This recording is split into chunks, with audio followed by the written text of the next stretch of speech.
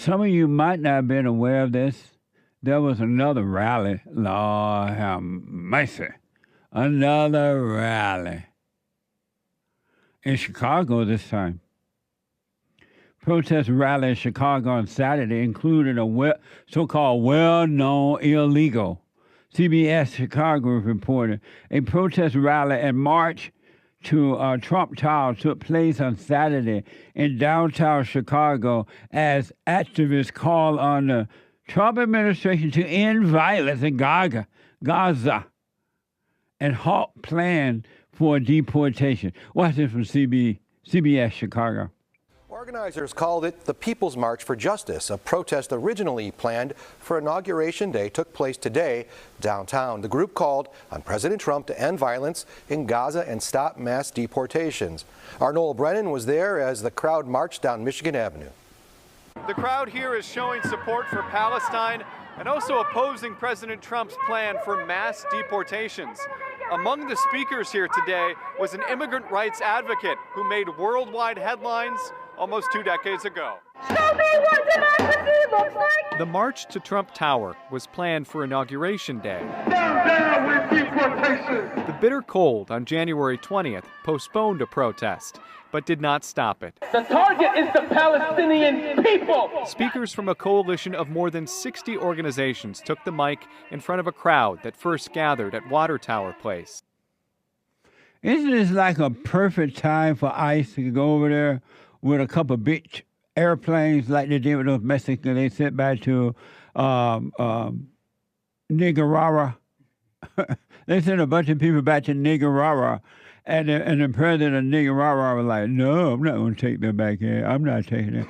And Trump like, oh, okay, I'm going to put a tariff on you then. Oh, you going to take them. If you don't take, I'm going to increase the tariff. And they're like, oh, okay, we're just playing, we'll take them.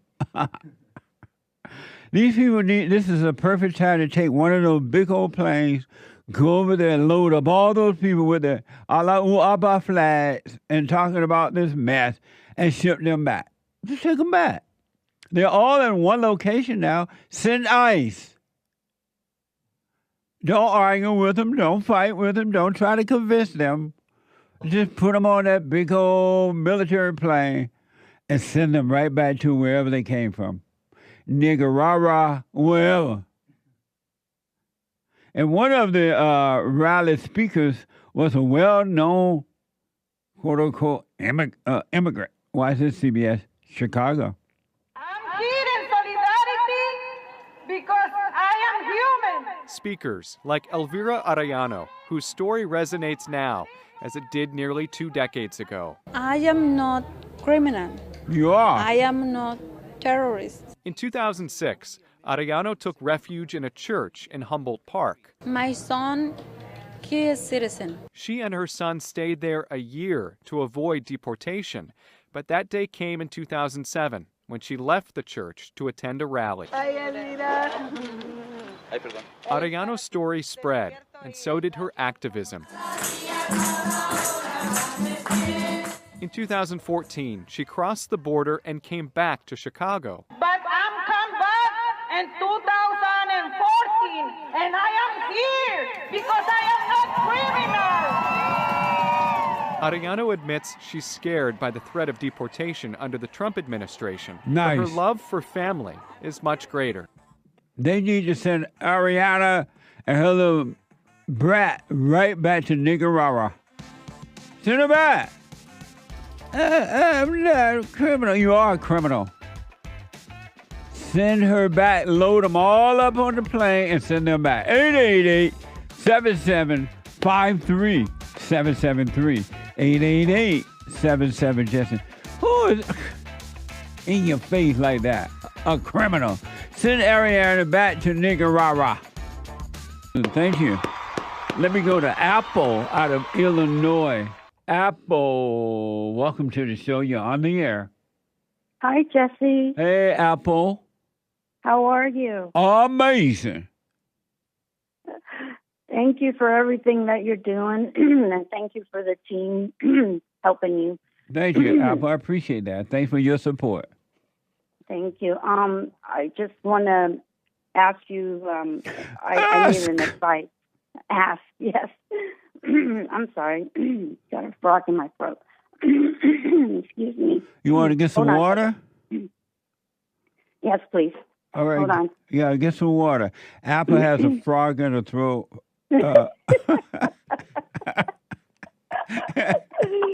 So we're going to get Apple a minute to drink a little water. Okay, much better. Okay. Yeah, my son just got engaged like a week ago. Uh-huh. And I'm already seeing the hell that the girl's putting him through.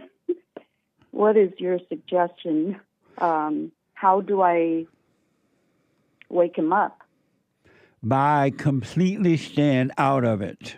There's nothing you can do. You can't save him in the same way you can't save yourself. So let him go through his hell, and maybe going through hell, he may wake up. But there's nothing you can do. You completely stay out of it. Okay. Really? So don't go ahead. Go ahead. Don't be angry at his wife for him being a beta, or she taking advantage of him. And don't be mad at him for being weak, because his parents made him that way. His parents had not worked on themselves, so they gave to the son what they were. And so now the son got to, being an adult, he got to work on himself now. There's literally nothing you can do but stay out of it. Okay. Sounds good. That's what I'm trying to keep my mouth shut when I'm around him. But Yeah. sometimes it's hard. And why? But I have The a best thing- thing you can do is maybe give him some punchy coffee. He would like that. I might have to order him some. That's right. Is there like an episode that I can like refer him to listen to you, or This one right here, this conversation between us. what's that? This conversation between the two of us. The one, No. the I want him to conversation. start listening to you. Yeah, but let's start out by letting him hear this, listen to the conversation that you and I are having right now, and then maybe that will cause him to want to hear more. Why is it hard for you not to say anything? Well, I don't want to get into his business. That's his. But you say it's Just like hard you for you said. not to say, when you're around him, it's hard for you not to say anything about it, his situation. Why is that? Because I want to get into his business. Why? Why?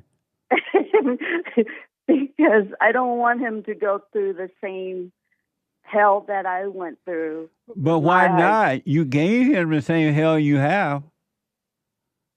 Why you don't Yeah. want to go through it when you gave him hell? Why? Yeah. Why? I don't get the question. Why you don't want him to go through the same hell you have gone through? Because it hurts. And so why don't you want him to go through the same hell you've gone through? Because it's miserable. But how will he overcome if he doesn't endure the pain of overcoming? That's true. No, that was a question. I love you. If he doesn't endure the hell of overcoming hell, how will he overcome it? He can't. So why don't you want to go through it? Why are you trying to prevent him from going through it? I guess that's mom in me. Yeah, that's the hell in you.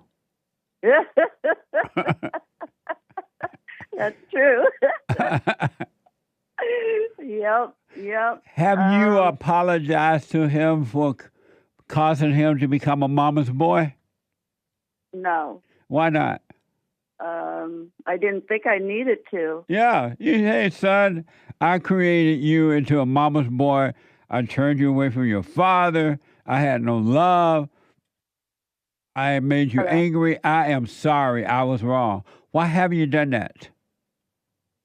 That's a good point. No, that was a have to- question.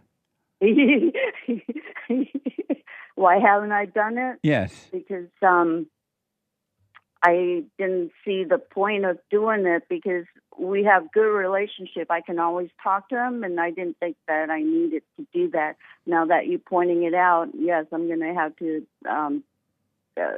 do that confession thing that. But you why suggested. why do you think it was important to tell him that I turned you away from your father and I was wrong, and that's why you're a mama's boy? Why you did not think that was important? Because I didn't feel like I turned him away from his father, though. And who did it?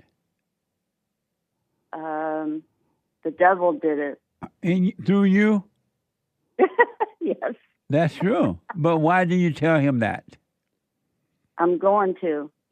Now Because that you point it out. yeah, because now he's married his mama, and he's gonna have to suffer because he is a mama's boy, and he might not understand what happened. He may not understand what happened to him. That's true. Yeah, that's a good starting point, right? Yeah. Yeah. So maybe we can like get him to start listening to you. And tell him that you was wrong, and to forgive you, so he can overcome the anger, and maybe he'll see how to deal with his wife in a perfect way too. His fiance. His fiance in a right way. Yeah. Hopefully. Is he maybe living he'll with you? No. He's got his own place. Nice. Yes. Well, then apologize to him and let him know that unless he forgive you, this woman that he's with will destroy him Okay. because he's about to marry his mama. Oh, okay. Don't want that. That's great. Hey, are you still taking the challenge, the donation challenge? The challenge is over, but we still take donations though. Okay. Well, I'm already doing that, but I was just during the holidays been busy. Okay. Well, that's all right. One last thing, are you doing the silent prayer? Yes, sir. Morning and night. Okay, stay with that and stay out of your son's relationships. Have nothing to do with him.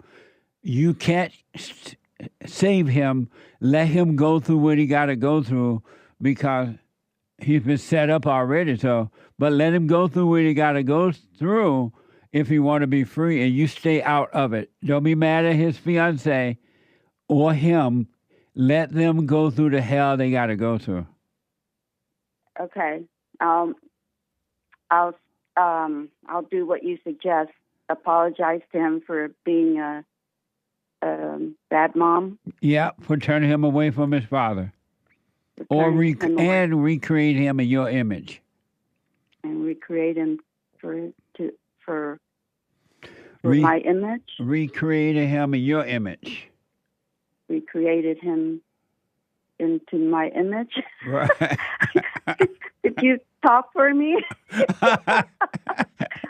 I have a problem, putting sentence into words. Well, don't worry about that. Just speak from the heart. Be honest. Okay. Yeah. Okay. Sounds good. And again, one more thing I want. And again, don't be ahead. mad at his fiance because she's ruling over him. If it's true, because he can't help it. He's subject to women by being subject to the spirit of his mother. All right. So don't be mad at her. She didn't make him that way. He was that way when she met him. That's true. Yes. And yes, I've been, I listen to, trying to, on my, when I clean house, I listen to church. And one morning I was listening to you and I don't know, I'm trying to find that episode. I can't find it. I think the Lord just wants you to tell me that, yeah, I chase after my husband and this is what I get for chasing him, so Yeah. live with it or something like that. Yeah. I can't find that episode. It's just like I'm going through. I want to hear what you have to say again. I did chase after my husband, and I suffer for, Yeah. You should only love God with your heart, soul, and might, along with nothing else.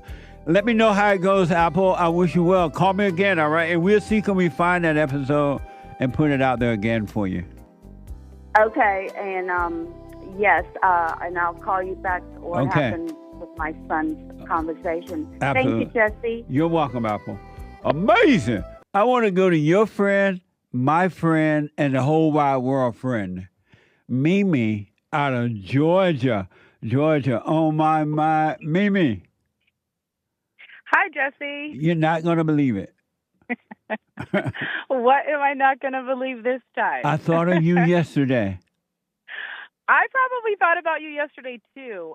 Fellowship is phenomenal. It is just crazy what God is doing. It's mind-blowing. I was telling some friends, I love the fellowships because I learned so much in those Sunday morning fellowship. It blows my mind. Yeah, I mean, it's almost like you learned something new that was like right under your nose the whole entire time. Absolutely. And the reason for that is because we already know the truth. It's written in our hearts. We already know it, and we're just reminded of the truth in the fellowships. Yeah, that's so interesting. First of all, I wanted to say Happy New Year. I didn't get an opportunity to say that to you, so Happy New Year. Right on. Happy New Year to you. Thank you. But what's crazy is that I didn't know how much I judged. And I remember your assignment that I did not do, where you said not to judge people, not with your face, not with your mouth, not with your any of your senses. And it's funny because all of it is judgment. Even if you judge something as good, it's still judgment. Yes. And I just really didn't get that. And it was funny because it was somebody that I'm working with that I don't not like this person. I would say I do. I would say I like this person. And it took one thing of them doing something. I just was like, And it was so crazy. I was like, why am I even judging this person at all? Yes. I like this person. Absolutely. I noticed that in some of the meetings, sometimes people say things that are totally crazy. Yeah. And I noticed right away the mind wants to judge them. But I realize, I catch it, right? And I realize they just can't see. They're working on themselves. They can't see. Yep. And in seeing that, it's impossible to judge anyone about anything. Okay. Yeah, because like you said, it's a matter of catching it because you'll do it. Literally, I didn't say anything to this person. You wouldn't have known it had you not known my facial expressions. Right. Like something changed in my face, and I was like, oh my God, I just judged this person. Yeah, absolutely. That's interesting. Just continue to catch it. And I promise you, and it's not because of me, but because of God, that judgment will completely disappear because they're spirits. They're evil, and they would completely disappear. They will be taken away from you. Catching it is the light of God that is causing you to see it, and seeing it is what's changing it. Okay. That makes so much sense. All of the sense in the world. Amazing. Yes, very amazing. So how are you doing down there in Georgia? I knew you were. I was waiting for you to ask the question, but not really ask the question. Thanks a lot, Jesse. Everything's falling apart. I mean, don't get me wrong. Georgia is still beautiful. The person that I connected with here is still an amazing, great person. It's just, I don't know. It is just falling apart. And it makes me sad, but I know that that's the thrill in me. It makes me feel bad for what we have. And again, I know that's just the thrill. because the truth of the matter is that there's just some things that are just not necessarily right. As if there's a right or a wrong, but it's just, I feel like I want to say, like, there's a better person out there for him. And,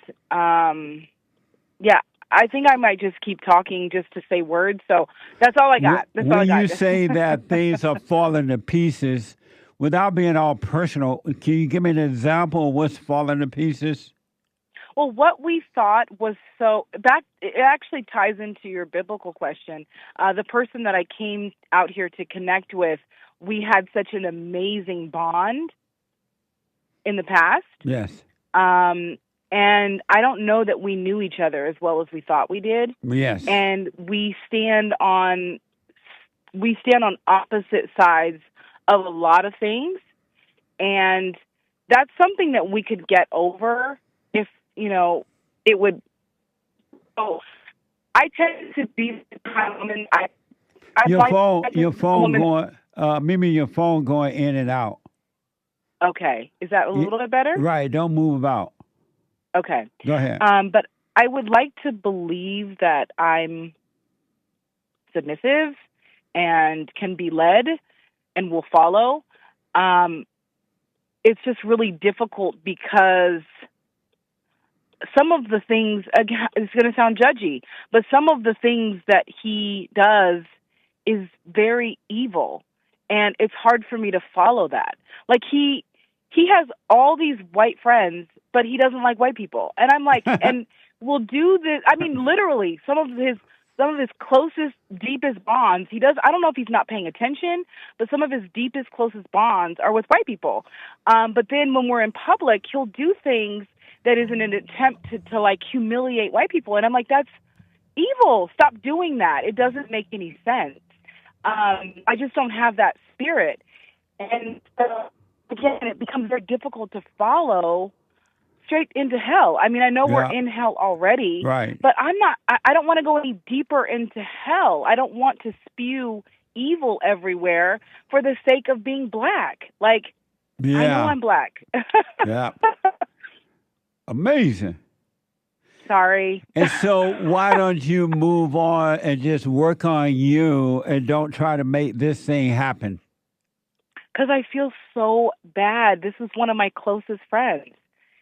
Not only were we together, he's one of my closest friends, my biggest ally, and now I'm his enemy. Like, he literally said that today. You're my enemy. Right. It's going to get worse because the fact that you're feeling bad about his situation is that you're playing God. You're not God. What gives you the right to feel bad for him? Well, I guess maybe I'm just like he was. I think we're so caught up in what it looked like. We looked so good together. We did. I mean, how many people don't think that and say that about their relationships? We looked so good together. Right. We did. And I'm not talking about we aesthetically, oh, he's this and I'm that. No, it looked so good. It looked like it worked. It looked like it made sense. It looks like, we could ride off into the sunset and be happy forever. Right, but unfortunately, that will not make for a relationship. Looks is not going to do it. I mean, I guess for me, there's a part of me that keeps thinking like maybe the pendulum will swing and it'll make sense. You listen to the devil. Yeah. I get it. What gives you the right to feel bad for him? I think that's what friends do. Friends feel bad for one another? Well, if you see them going through something that could be painful, you feel bad. Like, I don't want this person to go through this. What good is it doing you to feel bad for him, and what good is it doing him for you to feel bad for him? Nothing. It doesn't. So why don't you stop playing God? Do you think God feel bad for him? No, not at all. So why are you playing God? That's just the greatest sin, one of the greatest sins, to play God. And human beings, mankind, men and women, love playing God. We think we know what we want. We think we know what we need. We think we But know what love what about is. all the plans that we've made together? What about all of those? Like they just That's another mistake. Give me an example of what you mean by what about all the plans? we started a business together. Another big mistake.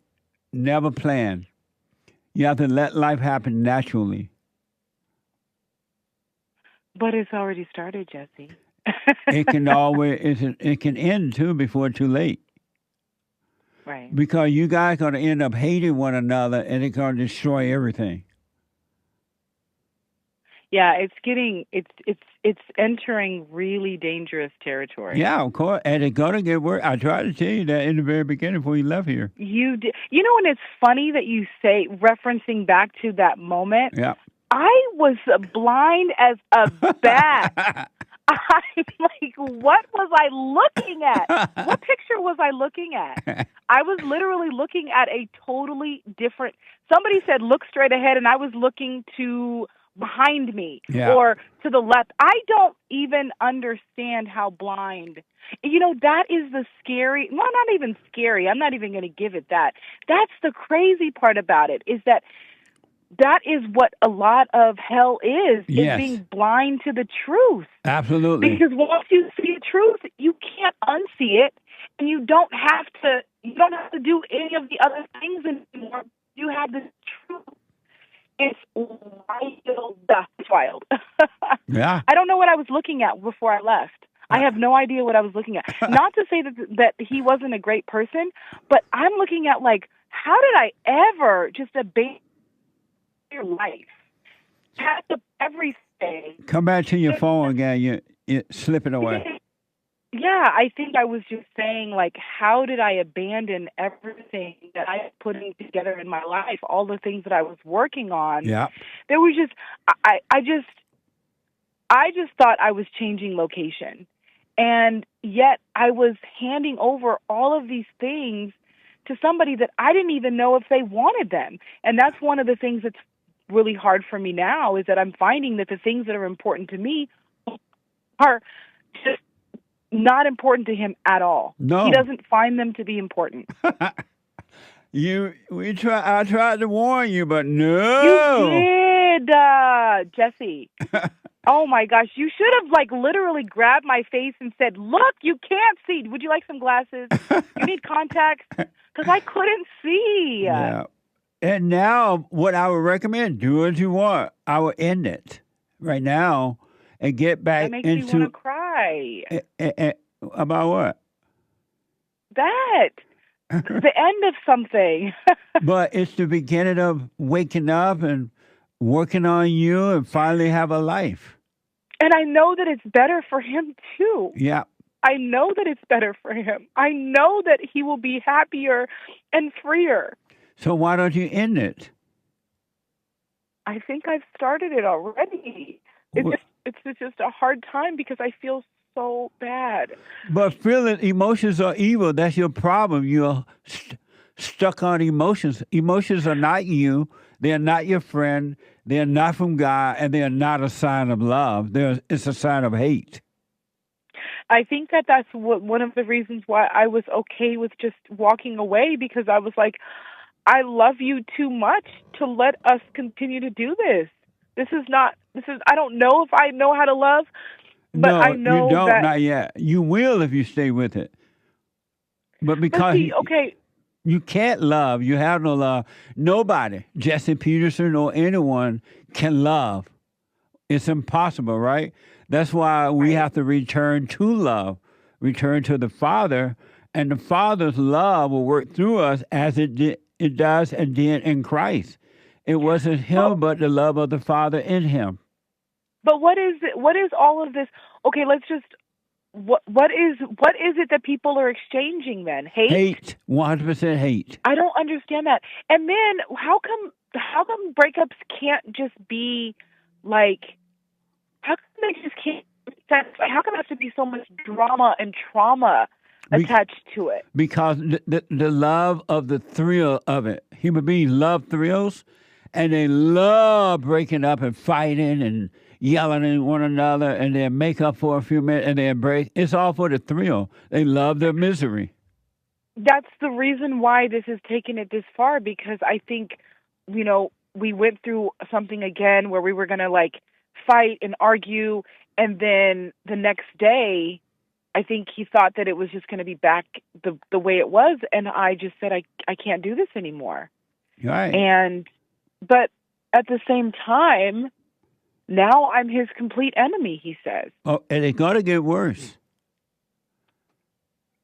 What does that even mean, Jesse? He's going to hate you even more so. And you guys are going to fight even more so. And you're going to create other unnecessary issues in your life situation. Unless we where just you just draw the stop line it right now. now. Yeah. And don't be angry at him because you were already screwed up when he met you. And he was already screwed up when you met him. And two devils came together under false pretense of love. I think that's my problem. I'm too much of a hands-on kind of person, because you've said this before, and I walked right into the fire. Yeah. Like literally right into the fire. And everything that I've heard, again, I'm not delusional to know that, Jesse, you're great, but I know that this is the work of the Father in you. Yes.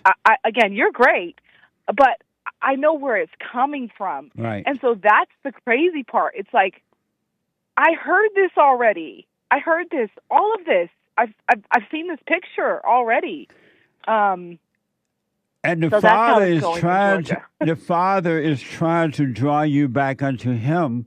That's why He allowed you to see where I'm coming from. If He didn't allow you to see and understand the truth, you wouldn't be able to do it.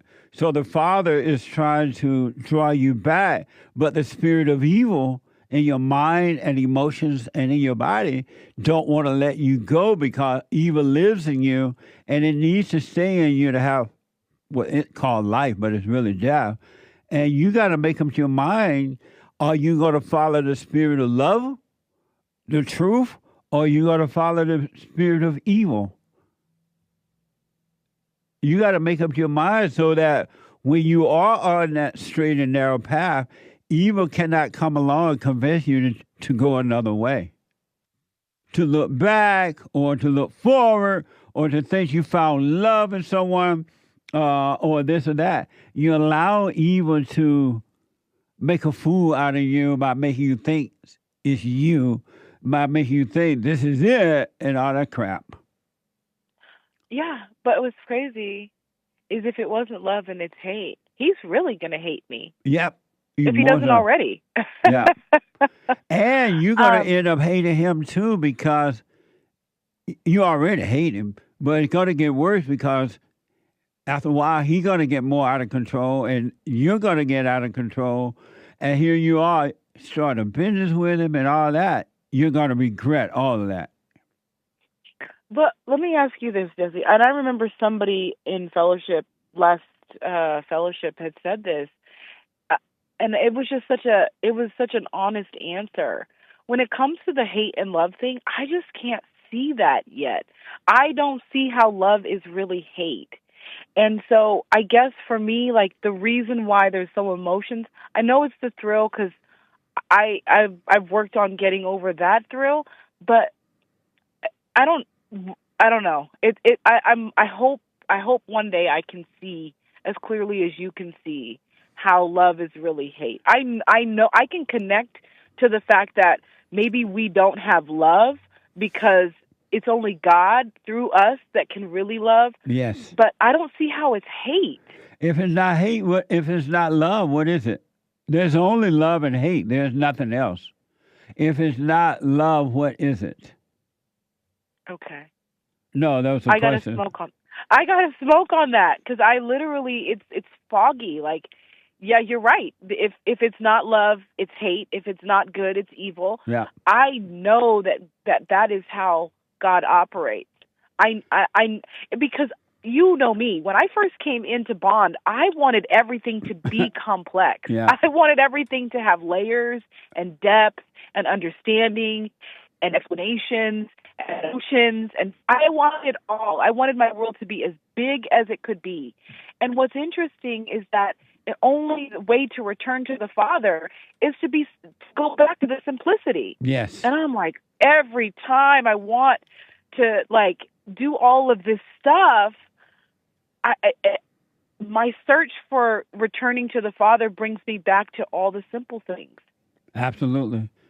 Absolutely. God said his ways are simple. His burdens are light. Let me ask, if you think that if God had brought you together with this person, would you have to put in one effort to try to make it work, or would it work naturally without your help? It would work naturally, but what's so interesting is that's what we've been saying. Him and I both were like, God put us back together.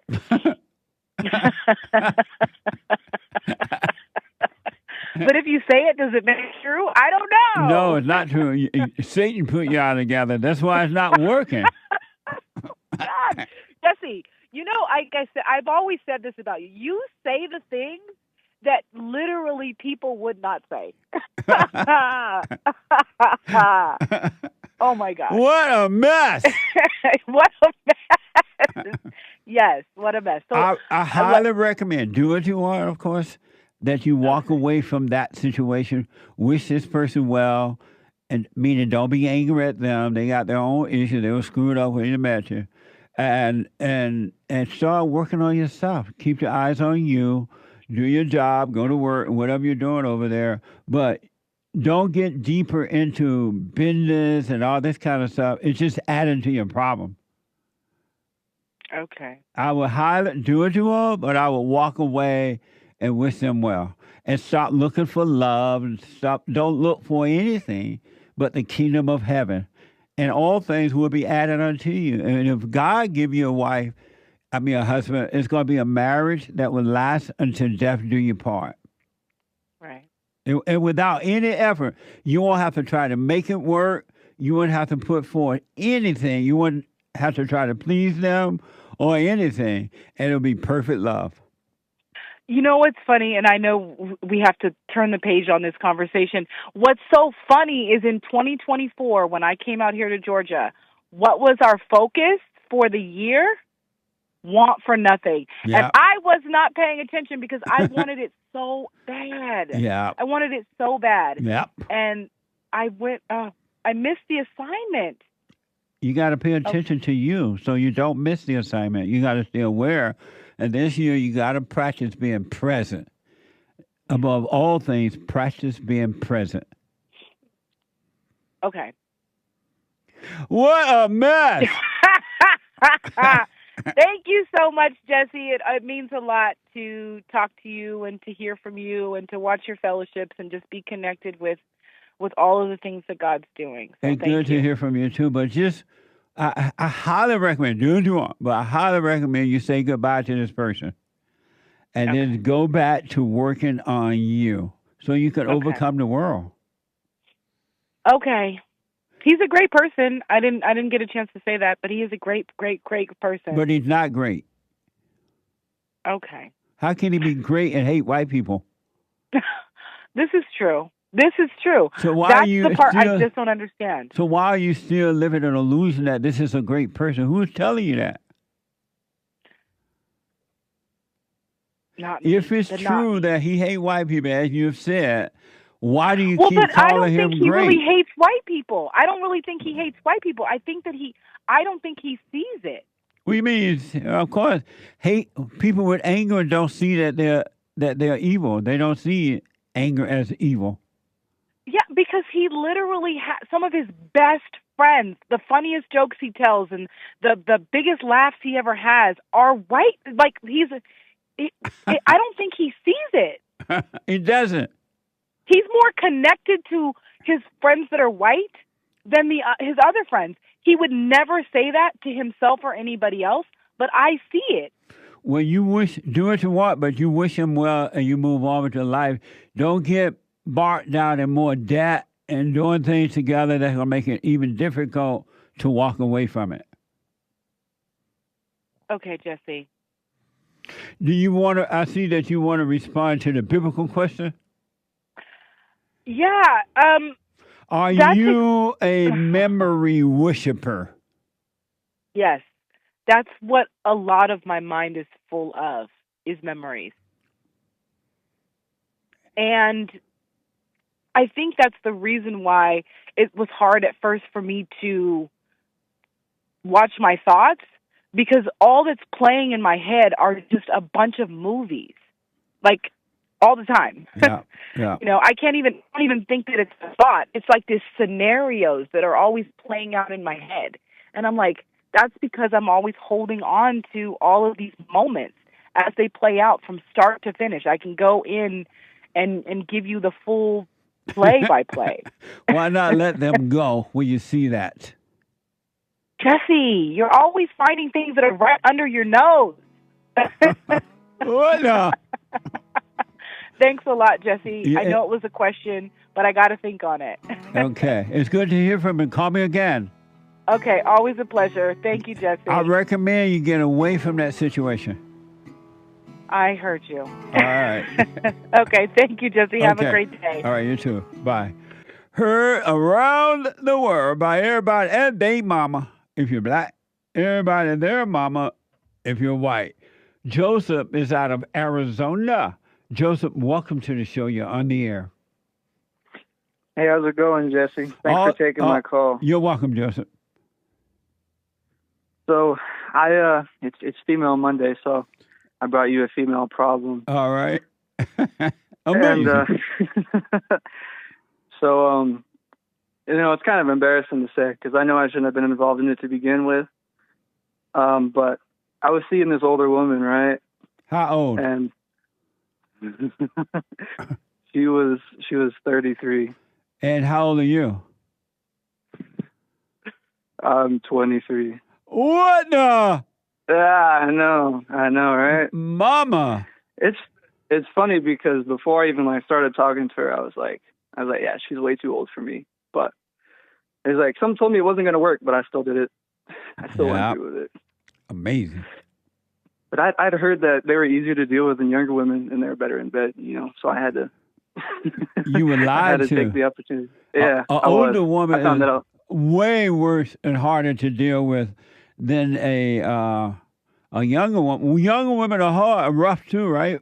But the older woman is rough because she thinks she's your mama and that she can control everything you do and think, and you got to do it mama way or you're going to have problems. Yeah, I found that out the hard way. I wasn't sensible enough to just listen to practical advice when I'd heard it. Yeah.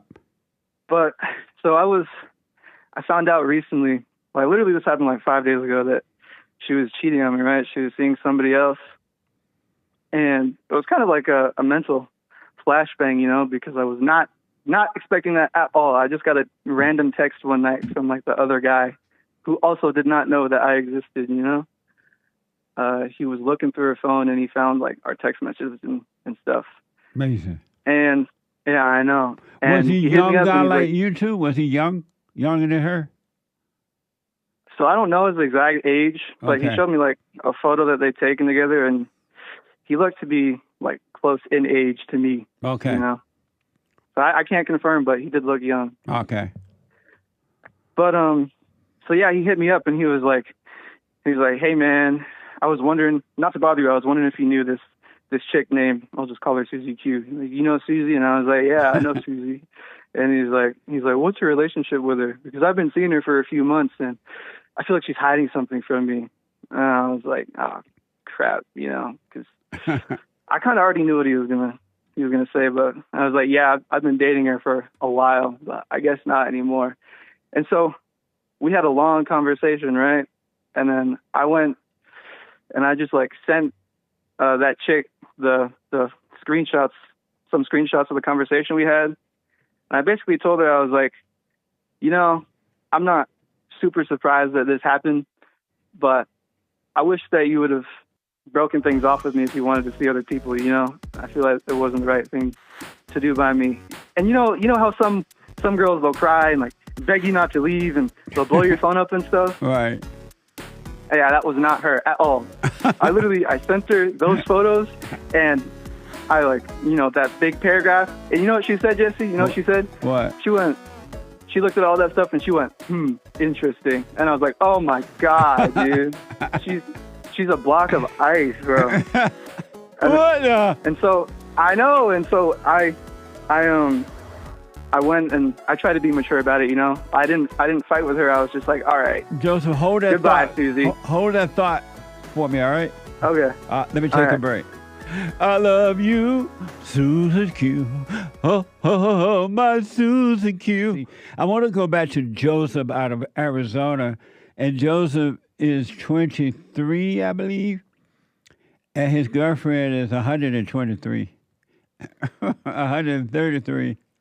Well, not 100, but 33, according to Joseph. And now he's just found out she's cheated on him. She don't want him anymore. And he's like, what the? Joseph. How's it going, Jesse? Okay. So you found out this woman, older woman, 30-some years old, and you're in your early 20s, and is cheating on you or don't want you anymore, right?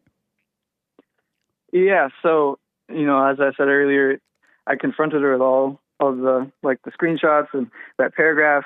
She said, interesting. And I know, and I wanted to, just go off on her for being so callous about it, because I was pretty mad at the time. But I tried to be mature, and I was just like, all right, goodbye, Susie Q. I didn't say anything else. And then 10 seconds pass by, and I come back, and I'm like, I guess there's a reason you're still single at 33, huh? And then I put a little laughing emoji next to it, and I sent it. And I shouldn't have, but I went and I blocked her on everything. I think I struck a nerve because she blocked me on some stuff before I even got to block her on it. But now it's it's over. I haven't talked to her at all since then, but I still am having issues with just the pain of it. I think more so the fact that she totally manipulated me and I had almost no idea, and she just got away with it. And she's just out there living her life, doesn't care at all. Or maybe she does, I don't know, but I don't think so. And I'm just up here in my apartment with my feelings hurt, and it's really difficult to take the pain of it. I find myself lost in memories that we had together, and just angry thoughts of call her up and tell her off, or how could she do this, or stuff like that. And I know I shouldn't listen to the thoughts, but sometimes it's just really overwhelming, and it's hard for me to look past it.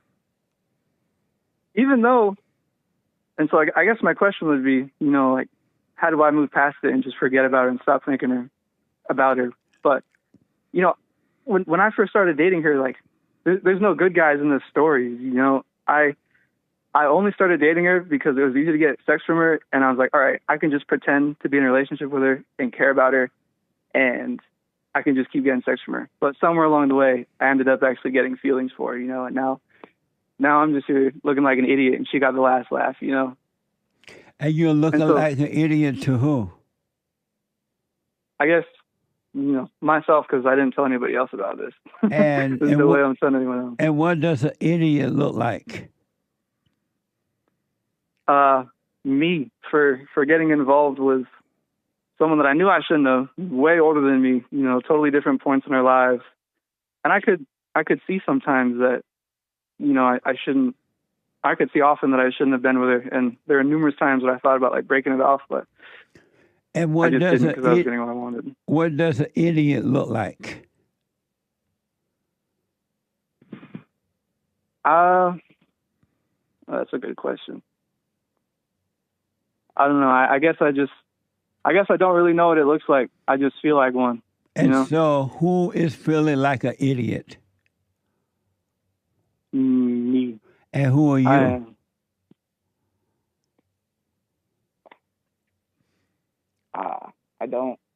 I don't quite know how to answer that. I don't know. I guess I don't know. I don't have a good answer for that question. So then how can you say I look like an idiot if you don't know who I is? Why are you saying you look like an idiot? Who are you talking about? Because that's just what my thoughts have been feeding me for like days on end. You know, just to get And me why worked are up. you listening to? Do you believe thoughts? I know I shouldn't, but I do more often than I should. And how will you be free if you don't let memories go? Let thoughts go. It's just thoughts. It's not real. It's over. It doesn't exist anymore. Why are you still holding on to them? I think it was just because it was so shocking to me, you know, and it hurt. And so it was hard for me to just like let it go because it felt like she had done something to me, And even who- though she probably has her own issues. But And to who did she do something to? I don't know. I guess the self that I don't know that I am. I don't know. And your question? I felt it. What? I said it felt like. I guess it just felt like it was me. But obviously, if I wasn't thinking about it very much, I wouldn't have much of an opinion on it. But if it felt like you'd be able to tell me who you are. Right. Who are you that felt that way? Right. Right. What? And That's a question. well, I guess I haven't done a lot of introspection. I thought I knew who I was, but maybe I don't. If you knew who you were, you'd be able to tell me. Right. But yet you claim I look like a fool or idiot, whatever you said. But yet you don't tell me. And who told you that you look like an idiot? That's what my thoughts were telling me. And who are the thoughts talking to? I thought they were talking to me. And did you talk back to the thoughts? No, I wouldn't say I talked back to them, but I did let them affect me. And did you believe them? Yeah, I did. And so, but you didn't communicate back like, yeah, you're right, I look like an idiot. No. And I agreed with them, but I wasn't like, yeah, that's me. So why did you agree with evil? I guess it was just hard to see through it, you know, and you know, hard to see through all the pain of it. And I think he took advantage of me feeling that way, you know, me being beta and vulnerable, and just made me believe a bunch of things, you know, before I had a chance to step back from them. Yeah. And your question for me is what? So how do I just like get over her and just stop thinking about her and be totally finished with it, you know? But let the thought go. You took advantage of her, and she took advantage of you. You thought it was exciting to get with an old woman, and she thought it was exciting to get with a young man, and she got with you. She used you. You used her. Two egos. So let it go. Yeah. It's over. Let the memories go, and you'll be free. A thought is just a thought. You'll be free if you forget about it, because now you're paying attention to these thoughts, and they tell you how wonderful it used to be and how she made you feel and how you made her feel. It was just memories. It's not even real. That doesn't exist anymore. Yeah, I remember my thoughts would tell me, like, you know, how I thought that she cared, and how I was shocked that she could do this, but you know, I don't think either of us really cared about each other. Not at all. I think we said we did, but no, neither one of you cared. You used each other. You were a toy boy, and she was and she was your mama. Right. So you were having sex with your mama. Don't put it that way. Don't put it that way. It's the truth. But if you want to move on, you got to move away from. Stay away from the past, stay away from the future, and live right now. All you have is right now. Let the thoughts go, because it's not real. Otherwise, you'll find yourself trying to get back with her, and she will totally destroy you. I know that's true. And I don't really want to get back with her because I'm, like, mad at her, you know. Well, don't be mad at her. Right. Because I know I shouldn't. It's not her fault that you were beta. Yeah, I know. It's my fault. I've been listening to you for like 5 years. Wow. I've been doing silent prayer like every day and night. Yeah, since I was like 18. So I should know better. And I did know better, but I still did it, you know. So all you have to do right now, forget about this, let the memories pass. Don't hold on to the thoughts. Don't be angry at her because it's not her fault that you were weak. That was your fault. It's already in you. And move. Yeah. Don't communicate with her. Be done with her. But don't be angry at her. She got her own issues. Yeah, I know that. That's why I kind of regretted, you know, after the fact that rude comments I gave her. Not because I was necessarily rude to her, but I just wish I had handled that better because she probably has the same problems that I have, you know. She does. That's why she with young boys like you. But just forget about it, though. Don't be angry. Don't communicate with her anymore. Don't say, I'm sorry for what I said or anything. Just move on. I'm not going to say sorry. Yeah, I had no plans to say I'm sorry. Yeah. So just move on and just know that the thoughts and the feeling you have are just thoughts. They're not real. It's a setup.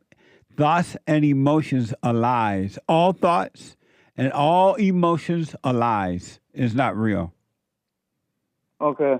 And yeah, so I guess I shouldn't like call her up at some point and just go off on her and just tell her off, huh? No, do not do that. Yeah, I won't. You're going to make a fool out of yourself by doing that. More of a fool than and you'll feel I already worse. have thus far. Yeah, and you'll I feel know I worse. will.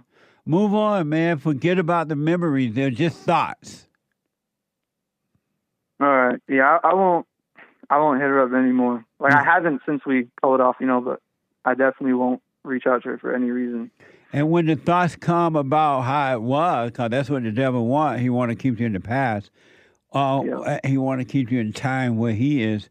Just let the thought pass. Just know I'm in a thought. Let it pass. And the pain that come with the thought because you're caught up with the thought, let it pass and you'll be free. You'll be fine.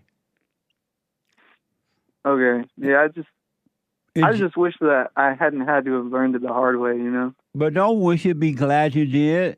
And don't wish anything about it. And that way you don't repeat it. You'll be fine. Right. All right. I'll do that then. Yeah, be glad you learned. That's the point, is that you've learned about you from this. And so be glad for that and move on. Don't regret it or anything. All right, just wish her well and go my way? Absolutely. Okay, that's what I'll do then. And the devil going to tell you to call her up and yell at her again, curse her out. You can't believe she used you and all that. It's a setup. Don't do it. Stop arguing with the devil. Okay, I will.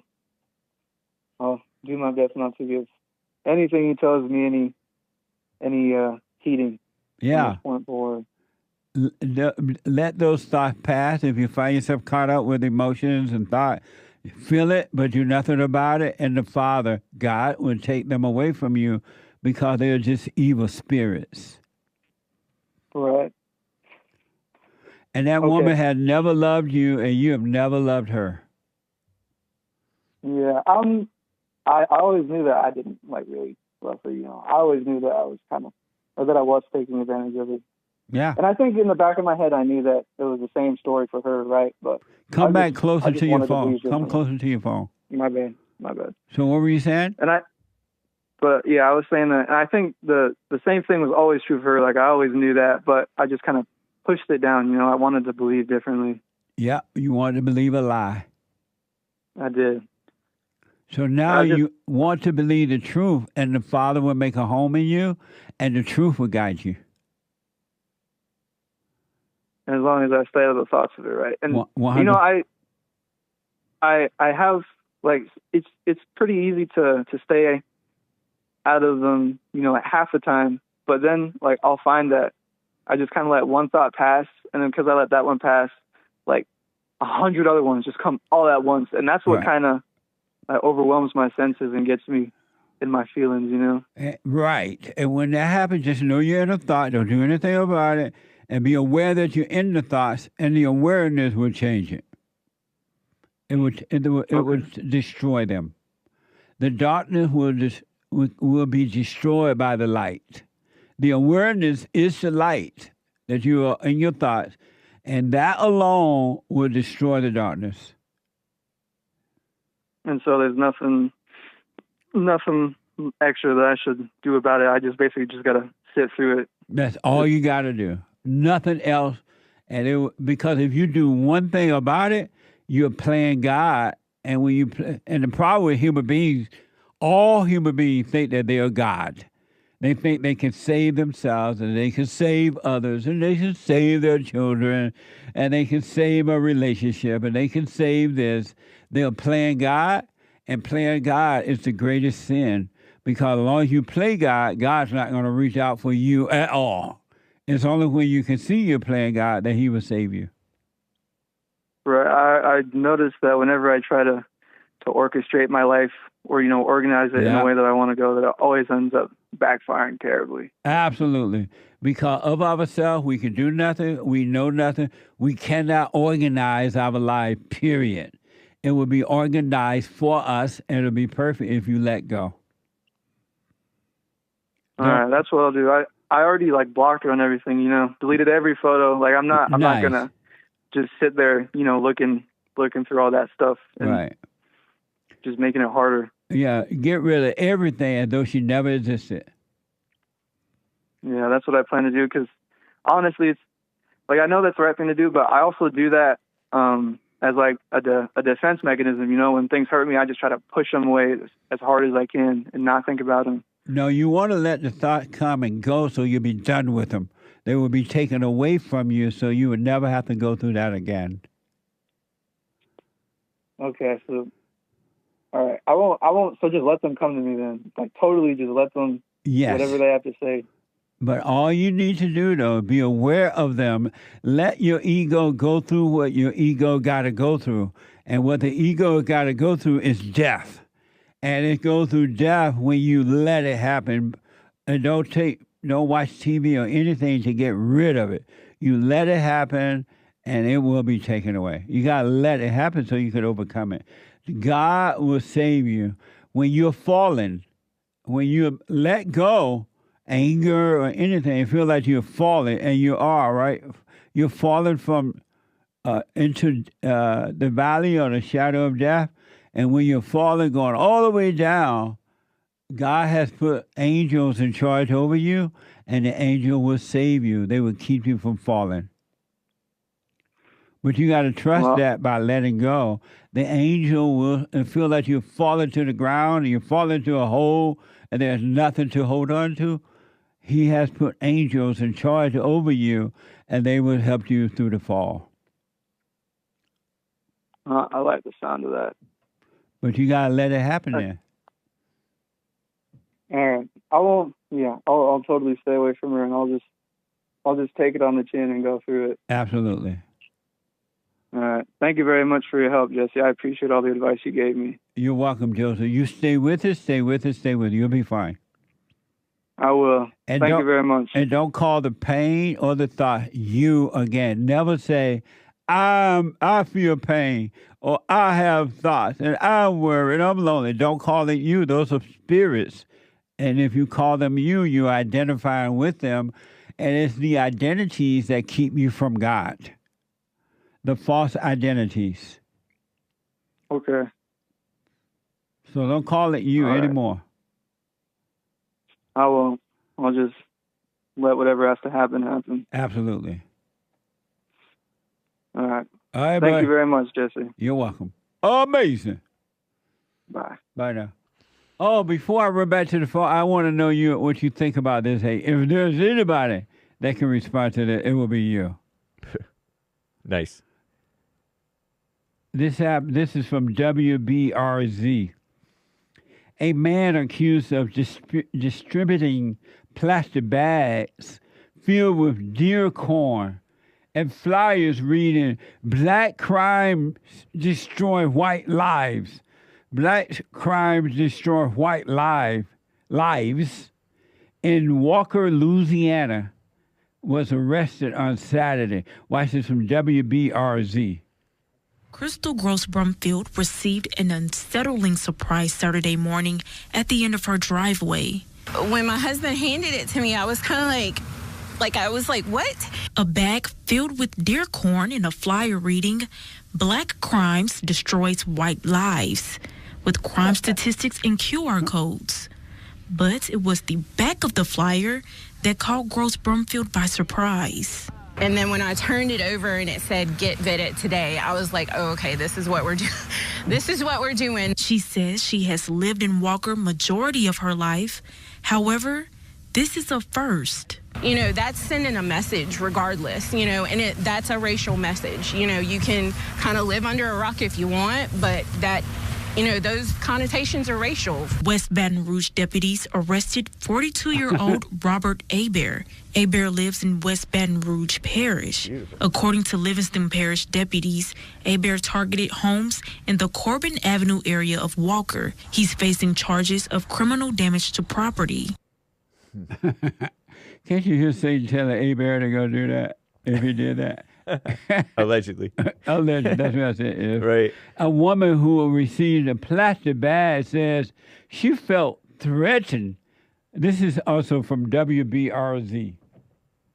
Gross Brumfield says this incident and comments on social media defending the act further widens the racial gap. It's like, oh, well, I don't see what the big deal is about littering deer corn. It's, you know, it's really not about the deer corn or, you know, it's about the statements that were made. And then if you look at the back of the flyer, it literally says get vetted today, which to me seems like, you know, there's a group that's, you know, recruiting or seeking recruits. Gross Brumfield says she believes in freedom of speech, but this is not the right approach. A conversation between two consenting adults about your beliefs and my beliefs, cool. You know, I totally understand that. But just to leave something at the edge of someone's driveway, that's a threat, and that, you know, we felt targeted. Amazing. You say? Is this a DEI news report? I noticed they couldn't even read it right. It said black crimes destroy white lives, not black crimes destroys white lives. And it looked like he wasn't, at least not according to the charges, arrested for distributing those flyers, because that would be ridiculous. It's a violation of his free speech, freedom of speech. And that's not a threat, by the way. She called it a threat. He was arrested for, because they started to show like a little graffiti he did, allegedly maybe, with a little stencil logo thing on top of the stop sign. So he was arrested for graffiti, maybe. But maybe it was hate crime graffiti with the racial thing. But what a mess. I thought this was America. Yeah. They claim, she's like, free speech is fine. But, so you got to have the kind of free speech they want you to have? She used the term two consenting adults. Right. What the? Makes me want to spit. And so I wonder why. She seemed nice, though, but just brainwashed. I wonder why she just said, you know what? He's right about that. Black crime does destroy white lives. And black lives. And black lives, especially black lives first. And white lives. That's why the people in Louisiana decided to break apart from Louisiana and start their own white government, their own lives. So the idea was... Sorry. So why she didn't say, yeah, he's right? Because she couldn't see. She has no understanding. She was hung up on her brainwashing trauma issues about race and whites. Deer corn, it's a variety of corn bred for grain production, often used as a supplemental food source for deer. So it's just corn. Oh, my dear. So I guess that this stuff was to weigh down those plastic Ziploc bags to hold the message. Right. Okay. So he could toss it out onto their driveway. Poor guy, he's white. They're going to keep him under jail. Trump going to have to go pardon him. I know, and the evil feds and state gets involved in like a local non-issue, really. Because these blacks going to be talking about, this is racism. This is hate. I feel so scared. But they ain't scared of black crime. It's the blacks who are killing each other more than any white person ever have done, will do, can do, is going to do. What a mess. Nice. Maybe he'd be good for social media, our social media position. We're looking for a social media person. Maybe we can get the corn guy. He might be a little old. He's about my age. Too old to be a social media person? Well, I don't know. Some people my age are smart with social media, but the young people pick it up real fast. Is hate too old to be a social media net? I like where his mind's going. I'd say no, but he's thinking smart. Amazing. But I just think they should have said, yeah, you're right. Yeah. Black crime does destroy white lives. Anyway, speaking of social media, we're looking for a full-time social media person.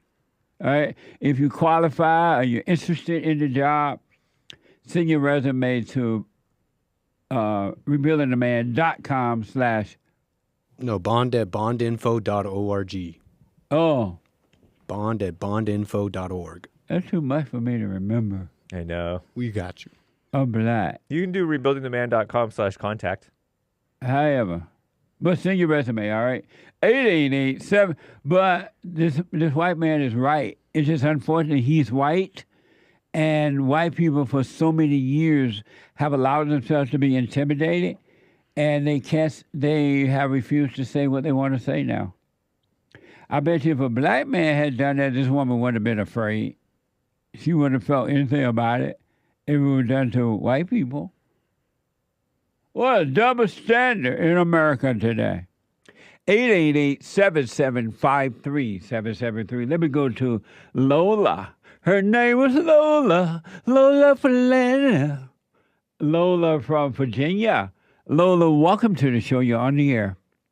Good morning, Jesse. How are you? All is well, Lola. That's good. I'm calling honestly just to say thank you. I started listening to you October of 2023, and I honestly did not know what you were teaching, what it was preparing me for. I used to be really emotional about everything. And my dad passed 2 hours ago. And I feel nothing. And I feel peace. The world has caved in, and I feel nothing. I see what you're saying. When you say he died, expired 2 hours ago, mean like 2 hours ago today? Yeah, today. He's still in his deathbed. Really? And I'm looking at him, and I feel nothing. Perfect, The Lola. thoughts came, and they just go. The worst thoughts have come. I just watch them, and they go. When I cry, I cry, and then I just drop it. Yes. And I feel, I get what you say now. Thoughts just come and go. Yes. I feel nothing. Yes. I'm able to be by myself. I'm fine. I'm back at work. Everyone's looking at me like I'm crazy, and I'm fine. I'm so fine. And I feel nothing. And they're the one crazy, but they think And you're they're the ones crazy. crazy. Right. Exactly. And my mom's putting on a show. She's crying. I know why she's crying. It's just the attention. Yes. But I'm fine. Jesse, thank you. People, listen to Jesse. Listen to what he's saying. It is possible. Yeah. You just stay silent, do the silent prayer, and all is well, even when the worst happens. Absolutely. Everything's fine. Jesse, thank you. Lola. Thank you so much for everything. You're welcome. Stay with it. Stay with it. Yes. Stay with it. I'm telling you, the wisdom, the life to come that will be revealed to you, words cannot express. So stay with it. It's so beautiful. This is love. This is love. Yes. Thank you so much, Jesse. I appreciate it. Thank you for your team. Thank you for everything. Thank you. You're welcome, and stay with it, and may your father's soul rest in peace. Amen. Amen. Thank you so much, Jesse. Amazing. Thank you, Lola. What you can change, folks. You can't change you, but the Spirit of the Father will change you from death to life. And I don't care what you have done, how much of a low life you are, how nasty you are and mean and resentful and vengeful and angry and insecure. I don't care how many relationships you've gone through. I don't care how much of a beta male you've been, or female beta. I don't care what you're doing, how low life you think you are, and how people judge you for being a so-called low life. I don't care when you did it, 100 years ago or this morning.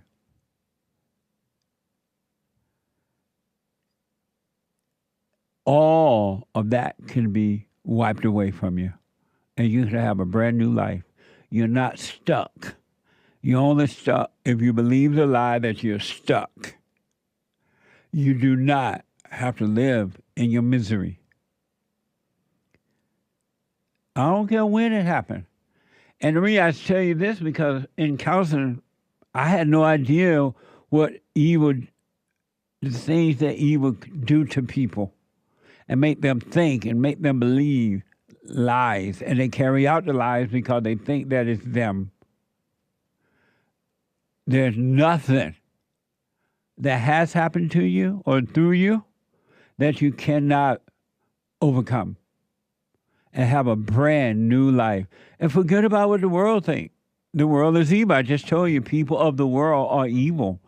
People judge, not God. God does not judge, will not judge, ain't gonna judge you. All your sins have been wiped away. People judge, not God. And you think just because people are judging you, that God is judging you. It's a lie. God does not judge. He loves you. He wiped all your sins away. He made you free. He conquered death for you. Isn't that something? And you think that he judged you because other people judge you. Evil people judge. I was thinking about Pete Hegseth. Is that his name there? Yes. Hegseth. Hegseth. When he was going through his confirmation hearing, you had the evil, nasty Democrats up there attacking him about his personal life, not about his ability to do the job. And I'm like, look at these demons judging what Pete have gone through. Like they're all clean and holy. If they were clean and holy, they wouldn't even ask him about his personal life. But demons judging demons. I want you to pay attention to people who judge you. Look at their lives, and you'll think, what in the world? What's in your mind you think you can judge? When black people didn't follow stupid, weak, pathetic people like Al Sharpton and the other, Louis Farrakhan and all those people, blacks were independent. And I want to give you a quick example of what or how men ran the country in those days. Because women went all into politics and all that mess. Men were running things, and things were amazing. Here's an example of how to run a country. This is from Fox News.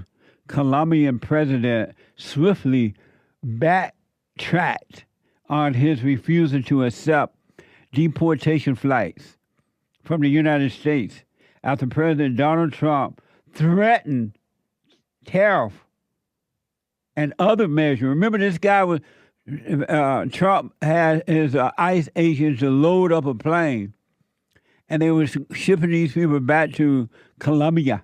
And the president was like, no, I'm not going to take them in. Don't come this way. And Donald Trump heard about that. He's like, oh, okay, don't worry. I'll take care of it. Here are the details. The president of Colombia quickly caving to Trump's demands to accept deportation flights of illegal Colombian nationals after refusing 2 flights on Sunday. First, the president of Colombia refuses the flight. Then Trump announces that if Colombia does not accept the flights, a 25% tariff on all goods is coming into the United States will be placed on Colombia. And that tariff will increase to 50% after 1 week's time. Trump also proposed a travel ban and an immediate visa revocation on Colombian government officials, allies, and all supporters. Colombia now has agreed to all of Trump's terms, including taking back all illegal migrants deported out of the United States. The president of Colombia, like, I was just playing. I was just playing, Trump. I just wanted to see if you wanted to play. I didn't mean it. That's how it used to be when I was growing up. All this mess about, worried about what people say about me. I'm worried about what people think about me. I'm worried about not having any friends. That didn't happen then. That's all new. Over the last 70 years of mess as mama take over. Grandpa tell me about the good old days. This man changed his mind so fast, it makes your head swim. I was just playing, Trump. What the? Can't you play?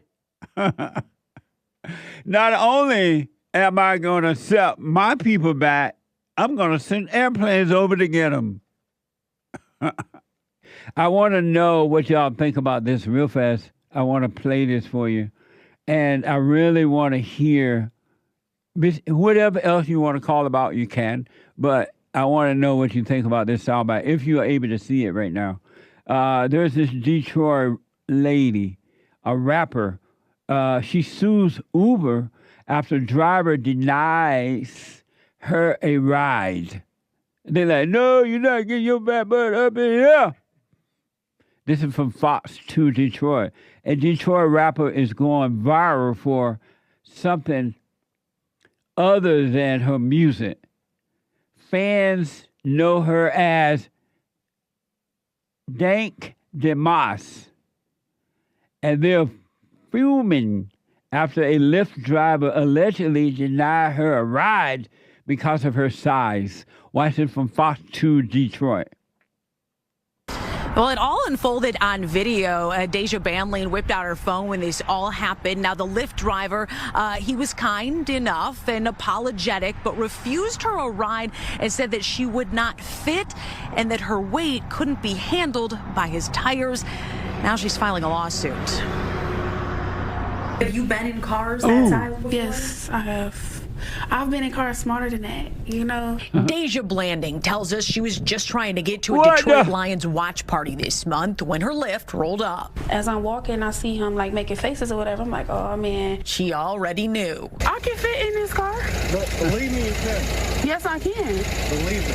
He told her there's not enough room in his car. The kicker part was when he started to talk about his tires. You know, I feel like that was a slap in the face. That was like my tires, you know, like. The driver said his tires could not handle her weight. For every big person you turn down because they can't fit in your car? Yeah, because they need to order the Uber XL. You know what? I don't never have to order Uber XL. He apologized, canceled the ride, and left her there.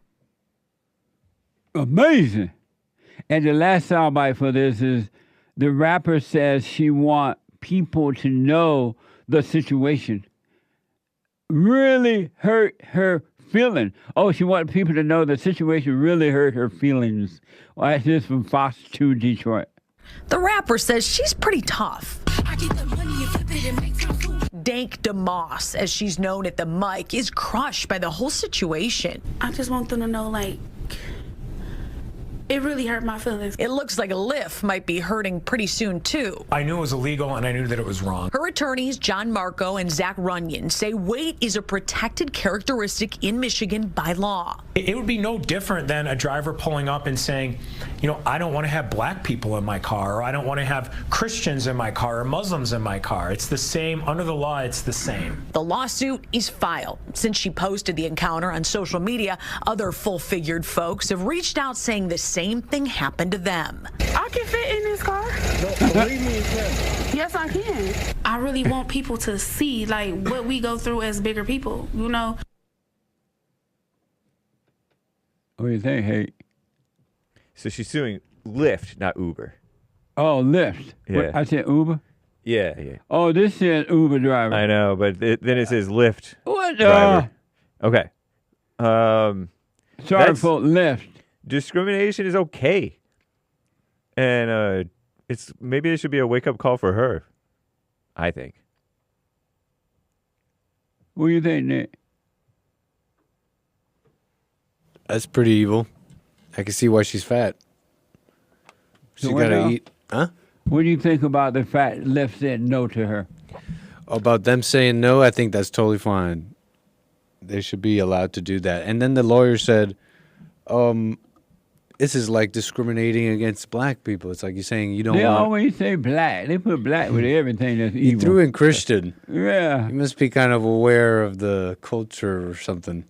But he said this would be like saying, I don't want black people in my car, but you should be allowed to say that too, is what I'm trying to say. Absolutely. Yep. And so Joel Friday say, if I don't want you in my car, then you can't get in my car. Especially That's Lyft. true. Lyft drivers are poor,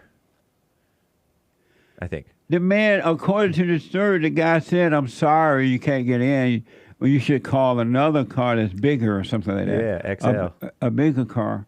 And she's going to sue the man because her feelings are hurt? Not the man, but the I company. mean, the company because her feelings are hurt? That doesn't make sense. How you going to sue somebody because they say, I don't want you in my car? That's your car, your private car, your car, and you have a right to, if she was black. Let's say she was stone black and fine. She is black. If the man said, I don't want you in my car because you're fine, but you're black, he has a right to do that. How they going to pass a law that says you got to let somebody in your car? What's Grandpa tell me? I told you the earth is evil because people made it evil. This is evil. What's crazy, too, is that she comes off so soft-spoken and almost like she's this nice person. Ain't nothing nice about her. But that's like charming, like it's deceptive because you Right. start to feel sorry for her and like almost want to go along with her. No, you should not go along with that at all. This woman's wrong, and based on the story, she's wrong. And if she knew she was that overweight, that fat, she should have said send a wagon with a couple of mules. Shout out. I'm like 2 tons of fun. But they're going to punish the man or the company. What y'all think about this story? This fat woman was wrong. Yeah, you can weigh down a car. Yeah, you pretty can. easily. I wouldn't let her in my car. Not even the trunk. She wouldn't fit anyway. Shout out. Let me go to River out of Sacramento, California. River, welcome to the show. You're on the air. Hey, Jesse, how's it going? All the well, buddy. Hey, yeah, I noticed we're pretty close to the end, so I'll make it quick. But, All right. you know, I've called a few times and told you about my crazy grandma calling the cops on me a while back and all that. So I went and forgave my mother and told her about your show and, you know, gave you credit through God that you helped me forgive her and all that. And she called me yesterday, and she was being kind of beating around the bush a little bit, and she starts telling me how you're like some false prophet and that I shouldn't be listening to you. And I asked her, I was like, well, what exactly makes you think that? And the devil comes out of her, and she's not quite making any sense. And I just thought it was funny because I'm like, well, I used my inner peace, and I was like, well, what makes you think that? And she's just made no sense. So I just thought it was funny. I was Yeah, like, it is. Give her the a finger. false prophet? Give her the finger and tell her that I've never said I was a prophet. Where is she getting that idea from? Right? That's what I was thinking. Hey, I do have one quick other thing. So I had a girl I was having sex with out of wedlock there for a while, and the whole time I was feeling guilty, and I wanted to break up with her so I could, you know, be right and all that stuff. And then she ended up breaking up with me because I was being a beta and I couldn't let her go. And now she's just all I can think about all the time. And I'm just wondering, like, I'm sure you're going to say just, you know, don't listen to the thoughts, but like, what's your advice on like breakup and stuff like that when your wicked heart's feeling like yearning for, you know, the sex and stuff, you know? Stop thinking about it. It's just a thought. and the thought bringing on those emotions. So you resist the temptation by not thinking about it. It's just thoughts. It's over. When you have a relationship with her, you had it then. You don't have it now. And the thoughts are setting you up to want to get back with her in one form or another. Drop the thoughts and you'll be done with it, because the thoughts are keeping you in the past. And there is no past. It's an illusion. And so just stay present and live your life now. But drop the thought. It's just thoughts. I got to say, too, like, I know you're right, and that's what I got to do, but I just want you to know that, like, all the years I've been listening to you, how you talk about our thoughts are hell. Yes. Like, it made sense, like, conceptually, but until this breakup, I didn't really see the truth of it until I'm sitting here going, oh, woe is me, and coulda, shoulda, woulda about my past. And I'm like, Jesse's right. This literally feels like hell, all these emotions. Yes. It's brutal. It's just thoughts, and they're all evil. They're all lies, and they're not from God, and they're not from you. God's thoughts are above those thoughts. That's low-level thoughts those are low-level thoughts that you're having, which are evil. Absolutely. So let it pass, All right. and you'll be fine. It's just a thought. There's nothing true about it. Gotcha. I appreciate you, Jesse. I'll let you go. Hopefully you can get All another right. caller in real quick. All right, buddy. Tay is the first-time caller out of Asia. Heard around the world by everybody and they mama if you're black. Everybody and their mama if you're white. Tay, all the way from Asia. Welcome to the show. You're on the air. Hey, Tay. Tay. You might be on mute, Tay. They have mute in Asia. Tay, hold on. Tay. Hello? Turn your phone, your radio off or something. Yeah. Okay, go ahead. I can hear you now. You can hear me? Yes, sir. All alone. Beta. Don't be a beta. Yo, what's up? So I got a question for you. Okay. So, you know, like how you always like, I kind of already know, but yeah, I just need like clarification. Like, so you know, like how you say how we supposed to seek the kingdom, right? And everything has to be added. Yes. And we're not supposed to look for a woman, correct? 100% no. Don't look for anything. Right. Because if you look, you're going to always so find the wrong one.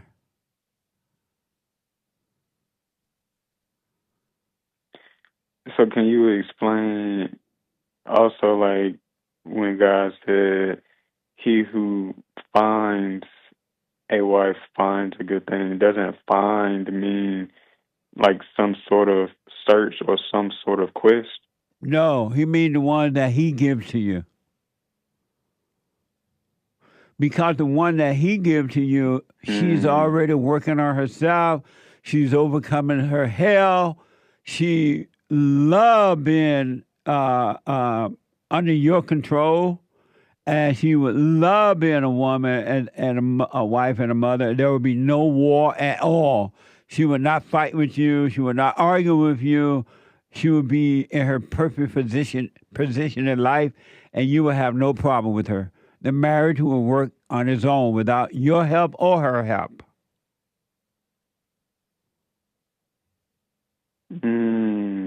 Okay. It sounds good, man, because, like, for a while, I was just, because I feel like I'm in a good place in life right now, but I just always, like, felt like that I was missing something, and I felt like that's what I needed.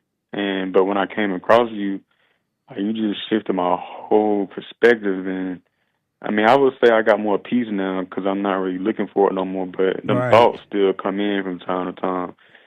Yeah, when those thoughts come. And I know what you say about them thoughts, too. Yeah, absolutely. So many people have gotten married. So many people got married because they believed a thought. And the thought set them up, and they get married, and hell comes, and then they go back into thoughts, do this and do that, and it just make it worse. All thoughts are all lies, all the time about anything.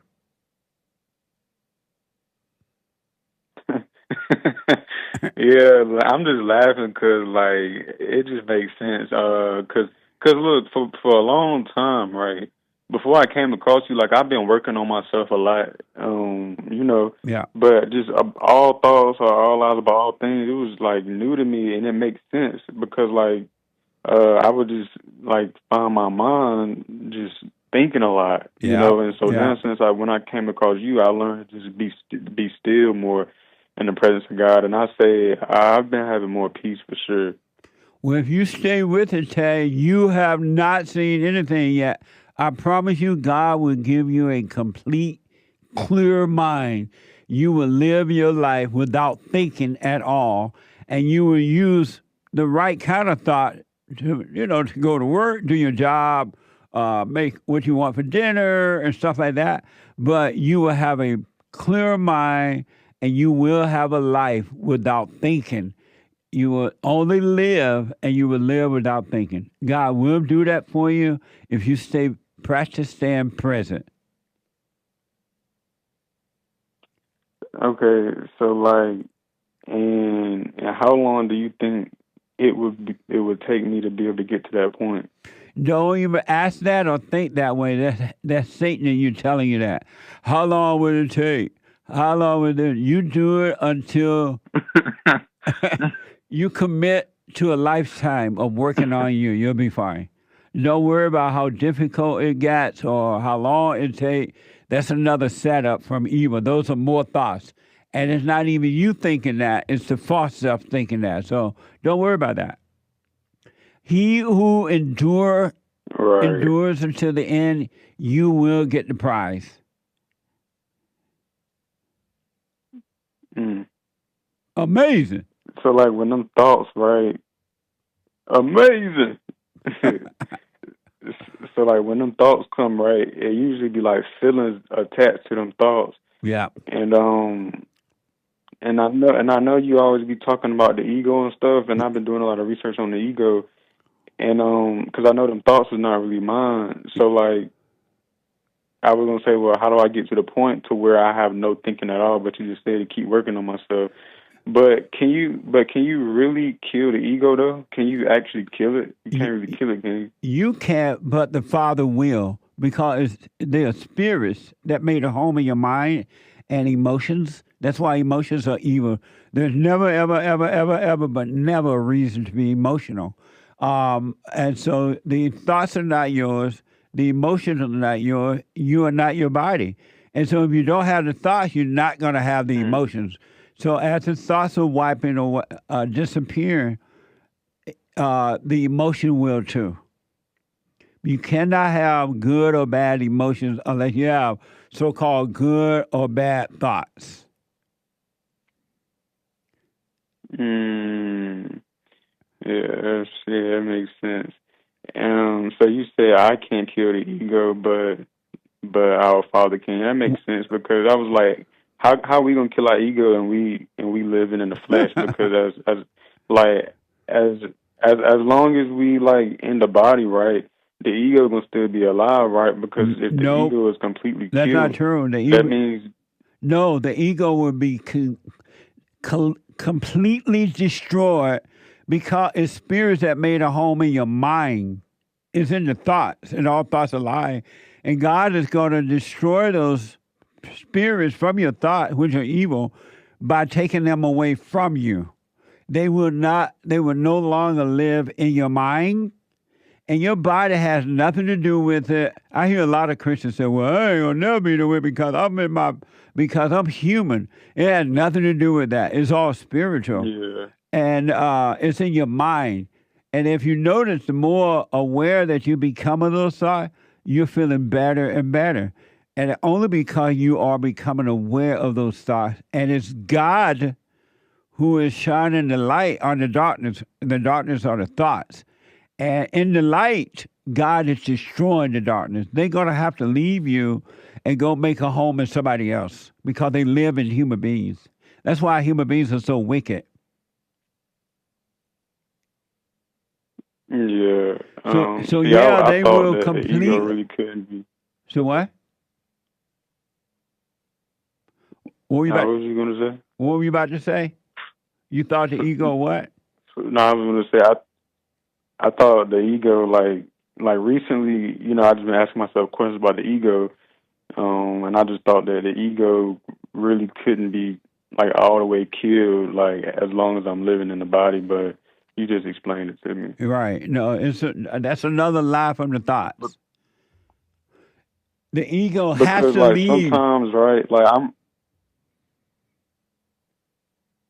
Go ahead. the ego has to leave. Yep. It has to leave your body because it's going to leave your mind. It's the thoughts. Were for the thought, you will have no ego at all. Ego is dark spirits that made a home in you, and you identify with those spirits all your life thinking that they were you. If you were able to see right now that you're not your thoughts and that all thoughts are lies, you could be free right now and never have to live that way again. But there's a part of you that still believe that you're your thoughts. Who will I be if I don't think? Who will I be if I'm not my thought? And because you think that, that's why it's still a little hard for you to overcome it. But if you were to stop identifying with them right now, you could be 100% free. You will have perfect peace. Yeah, that makes sense. Because, I mean, because look, like, I'm very self-aware. I be really self-aware, like, 24/7. Nice. Like, before I came across you, I used to, like, I always do the silent prayer, but I never really called it a silent prayer. But when I wake up in the morning, like, I meditate, I sit in silence for about 10 minutes and before I go to sleep. So I never really, it's basically just silent prayer. I just be aware of the thoughts. I just let them pass. Just don't judge with them. Just be aware and let them pass and come through. So I really been doing it a while. But I would say, like when I notice the thoughts, right? It's like the ego. It's like when I don't entertain the thoughts, it's like the ego like wants to find something to complain about. Yes. It's like Satan don't want me to be quiet. And it's weird because it's like my whole life I've been like living through my imagination, through my thoughts, and when I start to change it up, it's like the thoughts come even more. But I've been learning and it's because it's like Satan be trying to tempt me with any thought, and I know it's not my thought, so I know I'm having progress. But it's like Satan be mad because it be so many thoughts coming through, like just about anything that don't matter.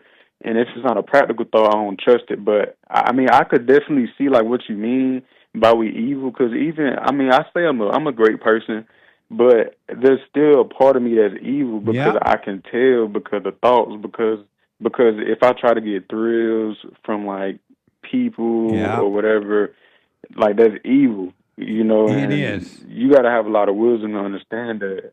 Yeah, and so when I'm listening to you, I'm just like, like I really got to implement this because the goal is to be free. Yes. And that's what I'm trying to work on, man. Well, you're on the way. Stay with it, stay with it, stay with it. I don't care if the whole world disagree with you, if the whole world turn against you. You don't get angry at them, wish them well, let them go their way, and you stay with it. You stay with it, man. You haven't seen anything yet. And you're right about those thoughts. They have a fit when you become aware of them. They have a hissy fit. They don't like awareness at all. Yeah, it's just and I kind of be uncomfortable too when I like. Tay, hold on, everybody. Hold on. Entertain the thought. Hold on, Tay. Let me take a quick break. I want to go back to Asia, and talk to Tay. I had to put him on hold there for a minute. We ran out of time. Tay. Hey, Tay. Yo, I'm here. Okay. I do want to, in closing, I want to tell you that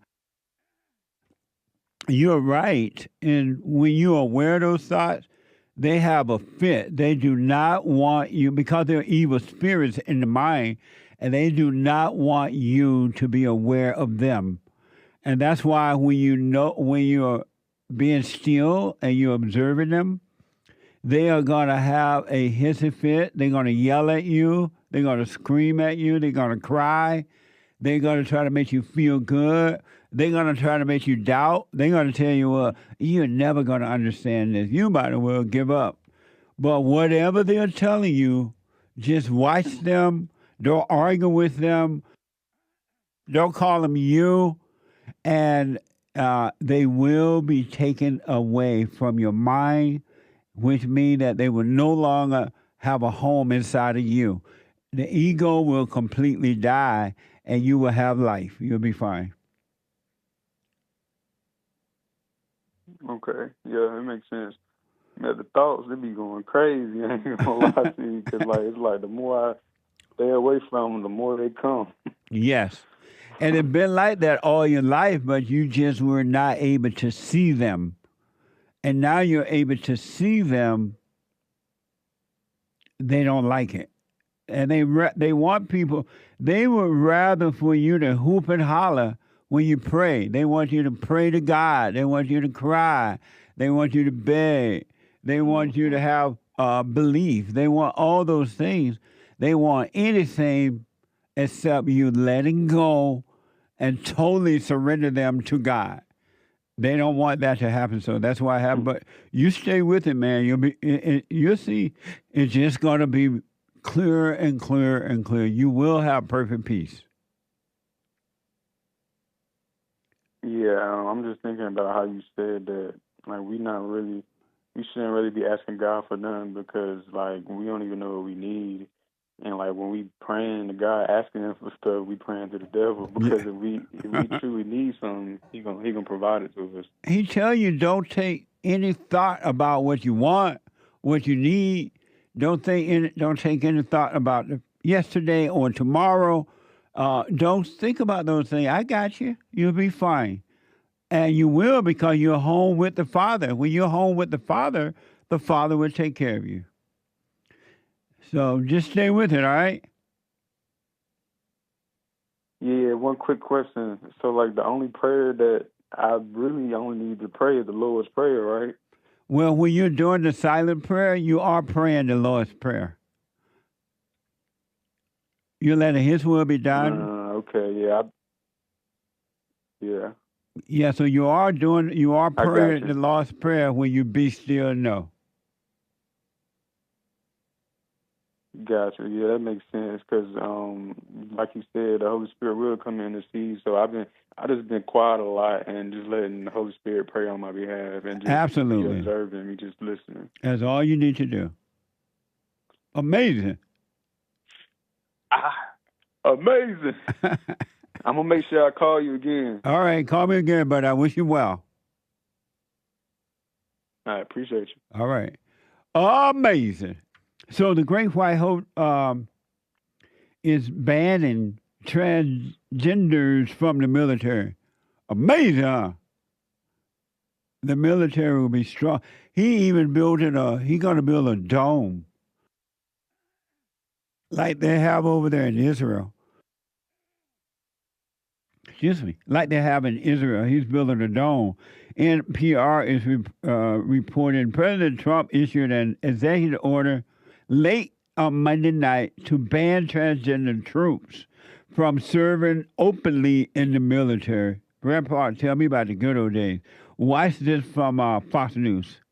Good morning, and standing here, it feels like it's been more than a week and a day since President Trump was sworn in, because so far, and we've got a graphic here, he signed 38 executive orders, and he signed them in the Oval Office and at an arena and at his resort in Florida.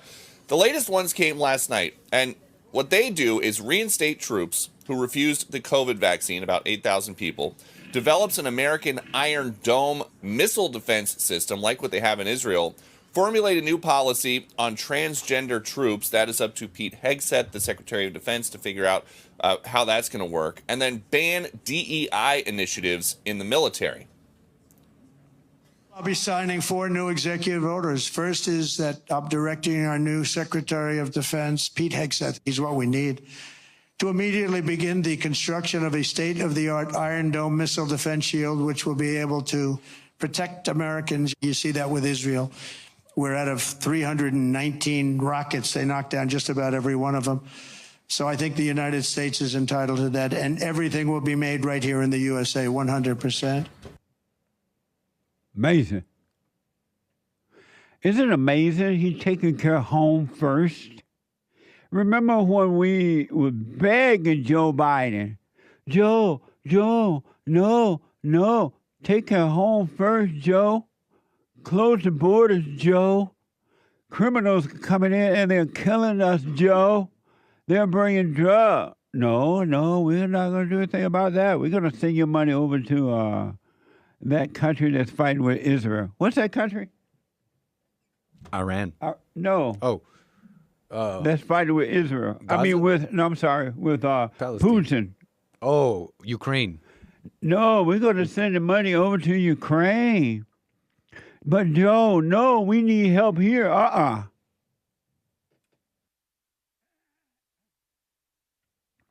Joe, oil prices going up. No, that's fine. We're going to stop drilling. No more drilling. We're going to make it difficult for drilling. But, Joe, why not taking care of home first? It's like you're taking care of somebody else's family before you take care of your own family. He wouldn't even listen.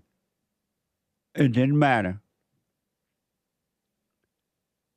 Now you have a president and an administration right now, the new one that he has, is working for you so far and not against you. Doesn't that feel nice? Grandpa, tell me about the good old days.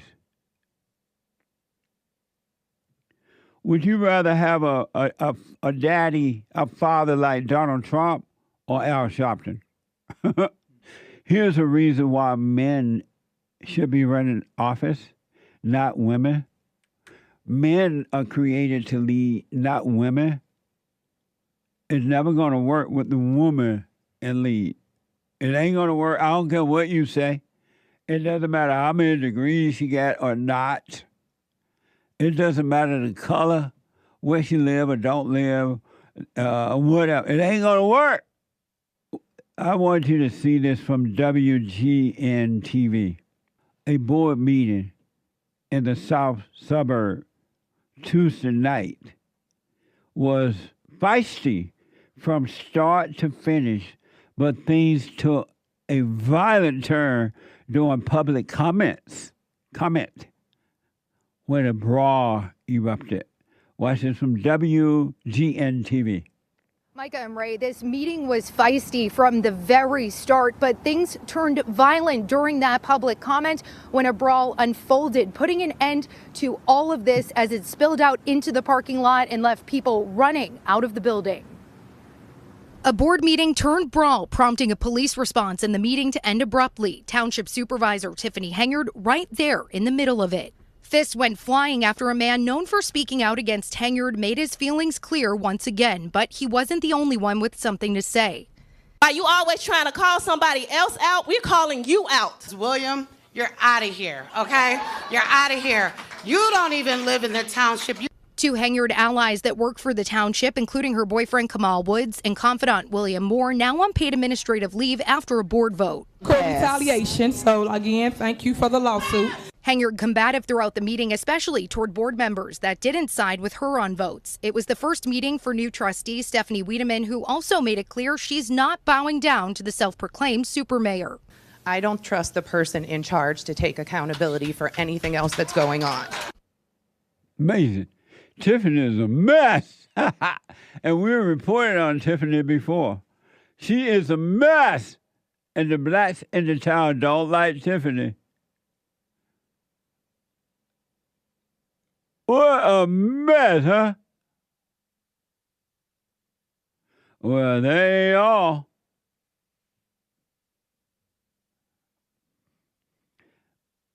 For the last 2 months, for 2 months, the township has been without insurance. Watch this.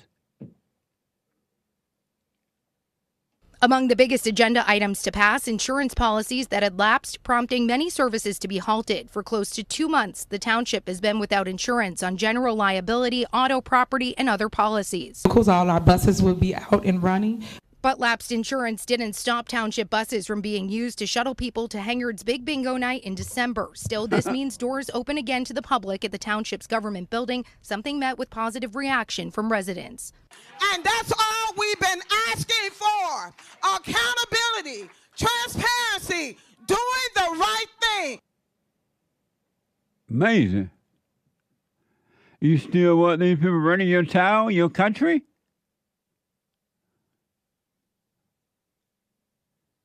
What a mess, huh? We've been showing you little things about how Tiffany, she's a movie star in her mind. And she doesn't care what the people think. Tiffany's doing it Tiffany way. What the? What a mess. Ladies, you were not created to lead. You're doing the best you can when they allow you to get in these positions, but it's not going to work because it's not in your nature. Even in the home, you need the man to lead. You need the man to show you how to even deal with the children. That's why you need a husband, because the man is the head of the family, of the woman and the children. I want to show you this soundbite from 1968, where at one time, black people knew this. It changed once the so-called civil rights movement started, which was one of the worst things that ever happened to the blacks, other than abortion. Watch this from 1968. If the white man would stop and realize and think that the black man feel the same about his wife as he feel about his, I think it would be a better understanding too. The black man don't want his wife to get up and go to work every morning and punch a time card right along with him. He wants his wife home just like the white man wants his wife at home. Because a father represents the law in the home, and a mother represents love in the home. You take when a child come in and he's hurt or bruised or something, he goes to mama.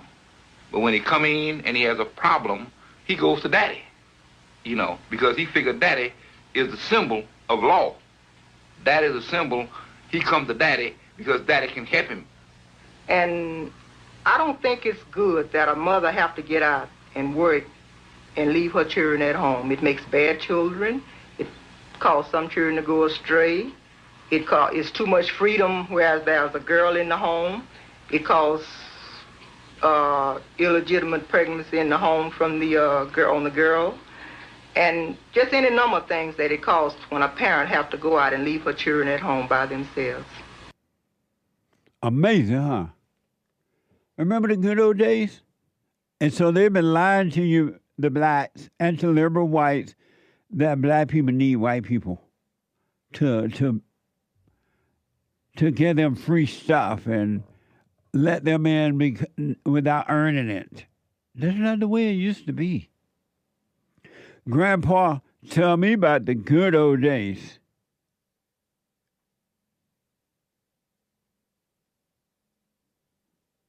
What a mess. Thank God for Trump. He brought light into this world.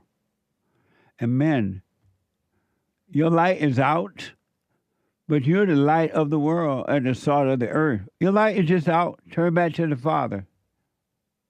And ladies, you turn to the Father too. Don't wait for the men, because it might not happen. You can return to the Father by forgiving your mother and your earthly father. God will forgive you and make you free. You're not stuck, ladies. You ain't got to have no man to be free. You got to work on you. And don't let anyone tell you otherwise. If they do, they lying. You don't need a man. You just need to admit you're angry. And then forgive. And you'll be fine. But you gotta forgive, because you can get rid of man with a man, and if you don't work on you by forgiving and being present, you're still gonna be held to pay and unhappy. Only God can change that. Let me go to Alex, a first-time caller out of Serbia. What the? Heard around the world. Alex, welcome to the show. You're on the air. Thank you, Jesse. I'm a big fan. Thank you, buddy. Yeah, I just asked you. I just called in for some advice. I'm 29 years old, and I have issues with acquiring friendships. One of my best friends, he's also 29, and he's basically playing a card game called Yu-Gi-Oh! And so the problem that I have with him is that he hides that from women. He likes to hide that from other women, and I usually call him beta for that because it's just like, if you're gonna hide yourself from like that's the big part of him as a personality, and he's just being a beta. So I don't know what to do with him. Your question for me is what? Is it right that he's like a 29-year-old playing a Yu-Gi-Oh game and hiding from women that? Well, it's neither right nor wrong, but you shouldn't care either way. It shouldn't be bothering you either way. You work on you, and you live your life, and let him live his life however he chooses to live it. And don't you care either way. Don't let it bother you either way. All right. Do you have any advices in general how to get into meaningful friendships and have some sort of connection? The best way to have the best friendship is by not having any friendship. Don't try to have friends, because if you try to have a friend or friends, you're gonna have to try to work at making it happen.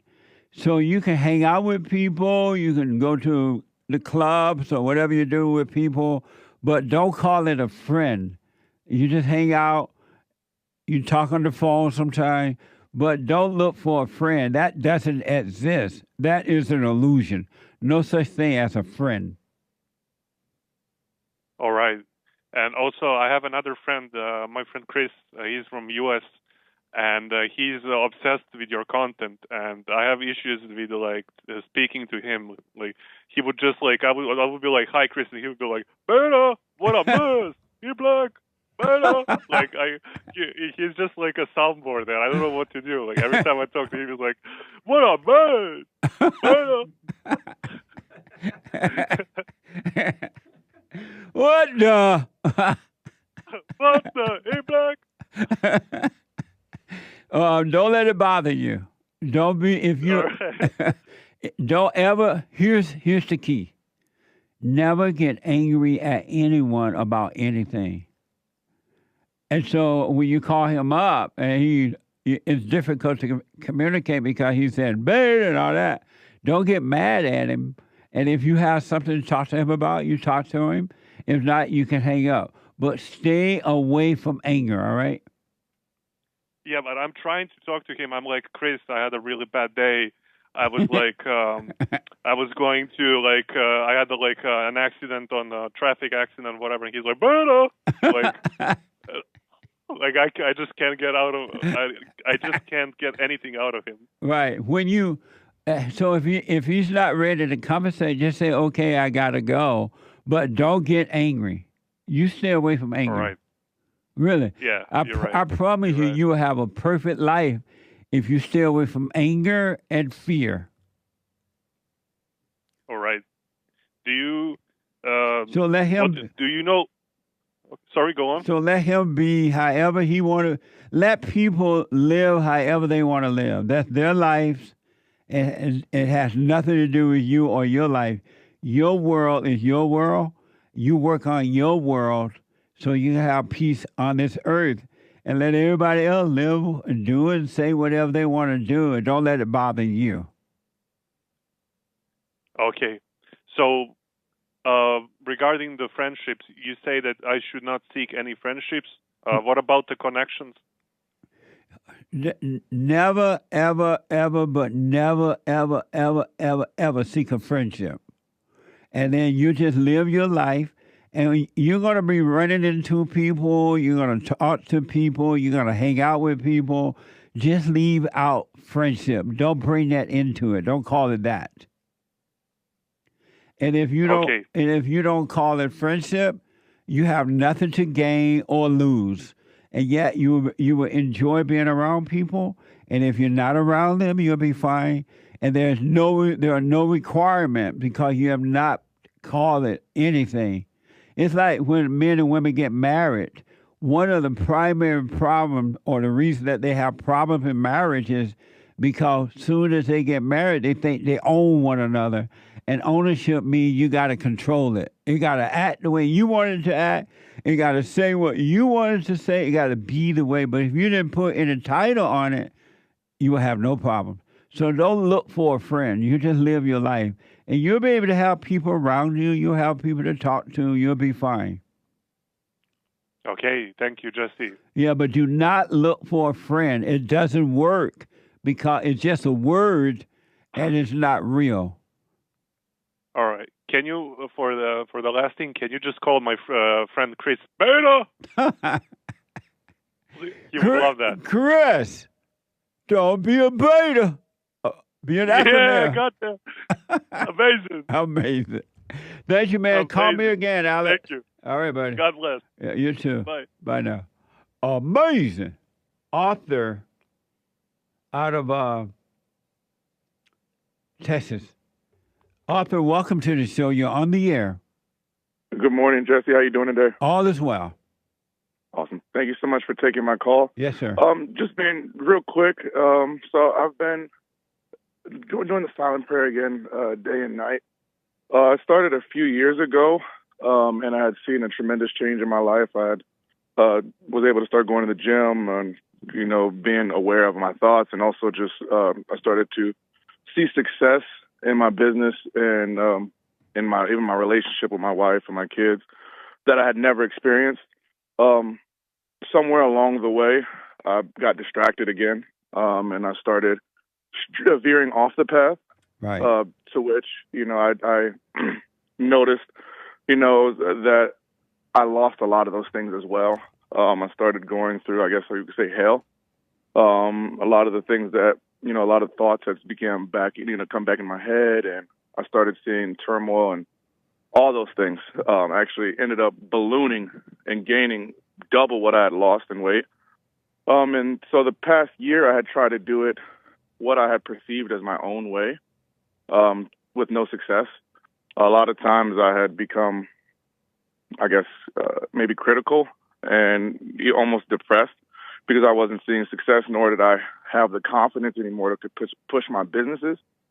And just the beginning of this year, this month, I started doing the silent prayer again, morning and night.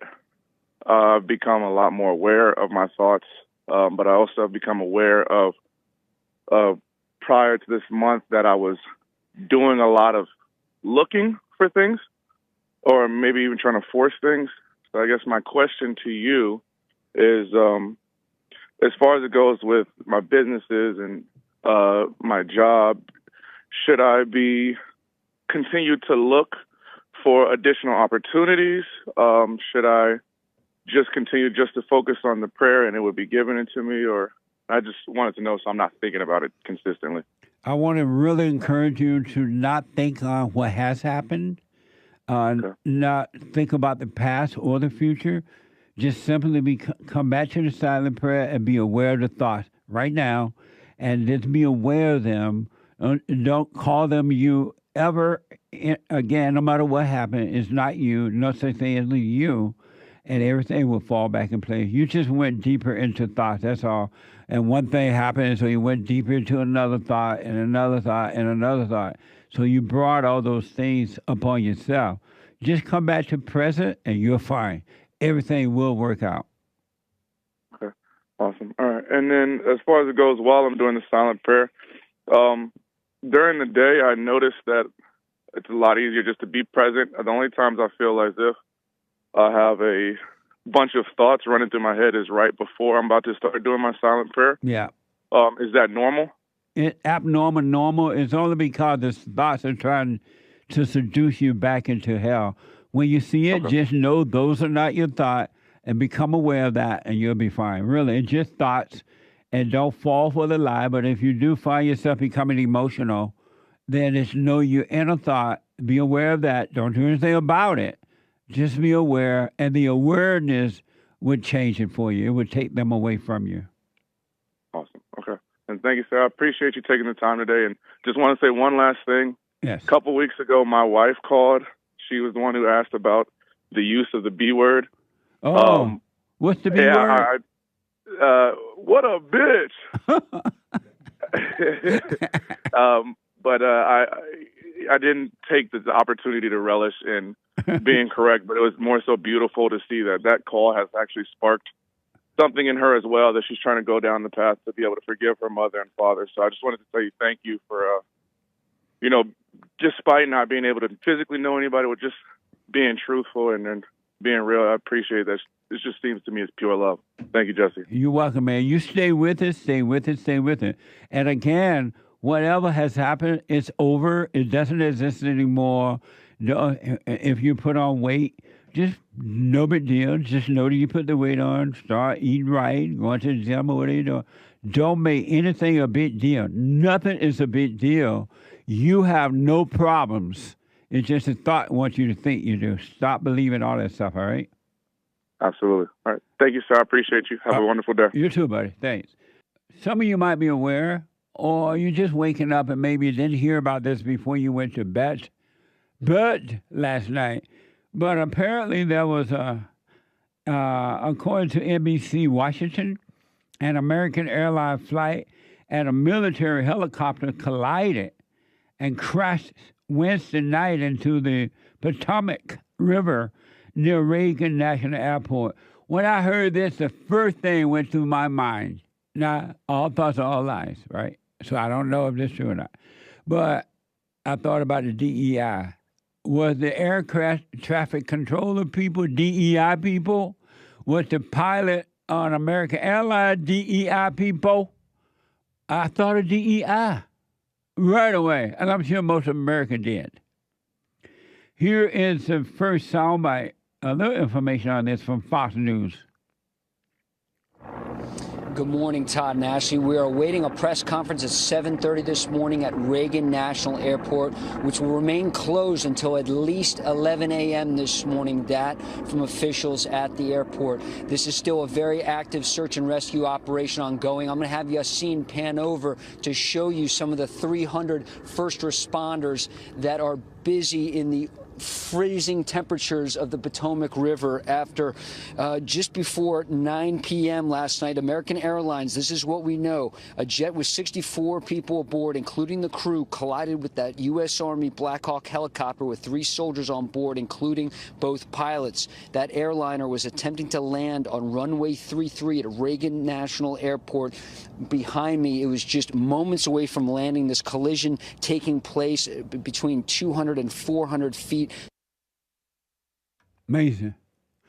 Can't you just see it? I bet you everybody wondered right away with these DEI air traffic. Remember when they were hiring the DEI air traffic controllers and they were getting rid of the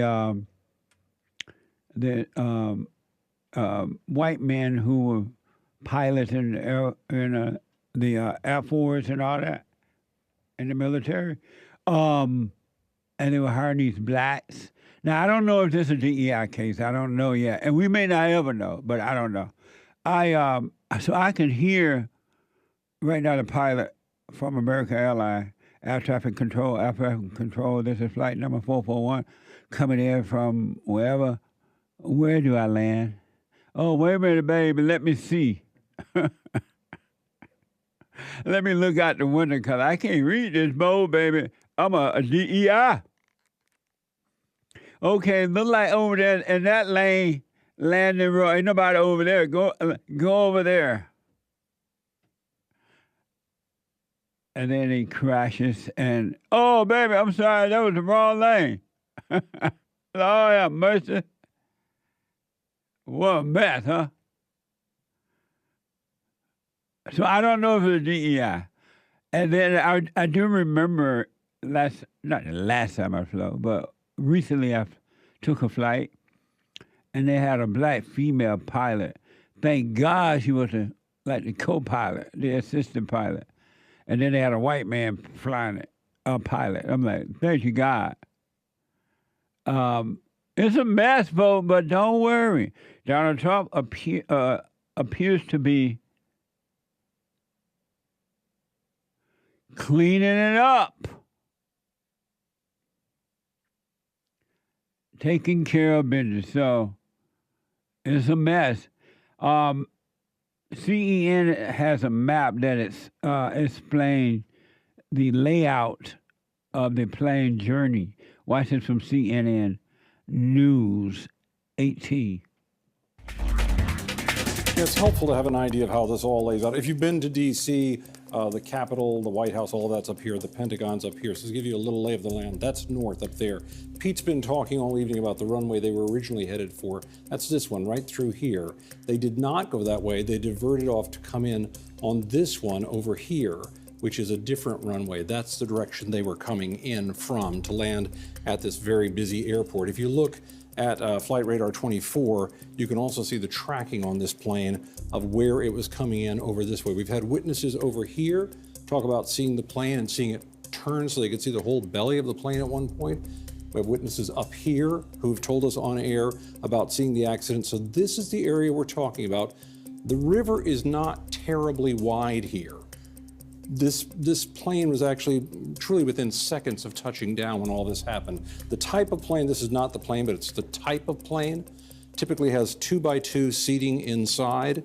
This is a configuration. When it comes in to land, it's going to be at maybe 150 miles an hour, to put it in road terms. Pete can check on that for us. I'm sure he probably knows right off the top. The Black Hawk helicopter we're talking about, also capable of speeds like that and more. We have no idea, though, because a helicopter can also be moving quite slowly.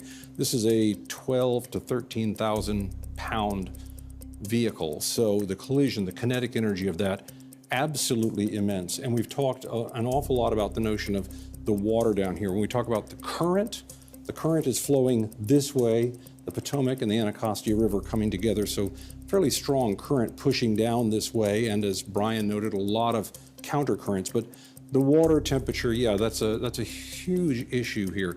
The Coast Guard would put survival, we talk about your ability to do anything, swimming or anything like that, that's usually limited to 10, 15 minutes before your muscles, your brain really struggles to function well in that kind of cold.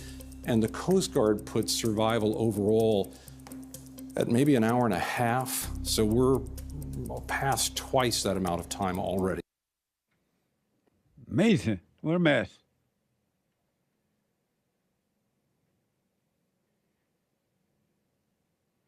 What a mess.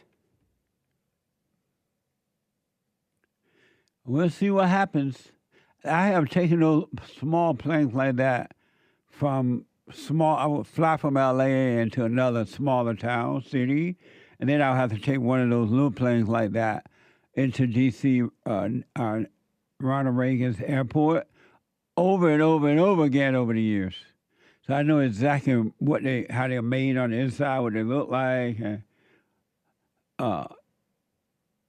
What a mess.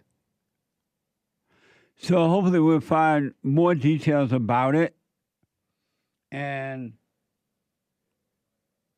see if it would find out, would know if it was DEI or something else went wrong. According to CNN, air traffic control gave the plane the okay to land. And I think they had 60 people on there, something like that, on the plane.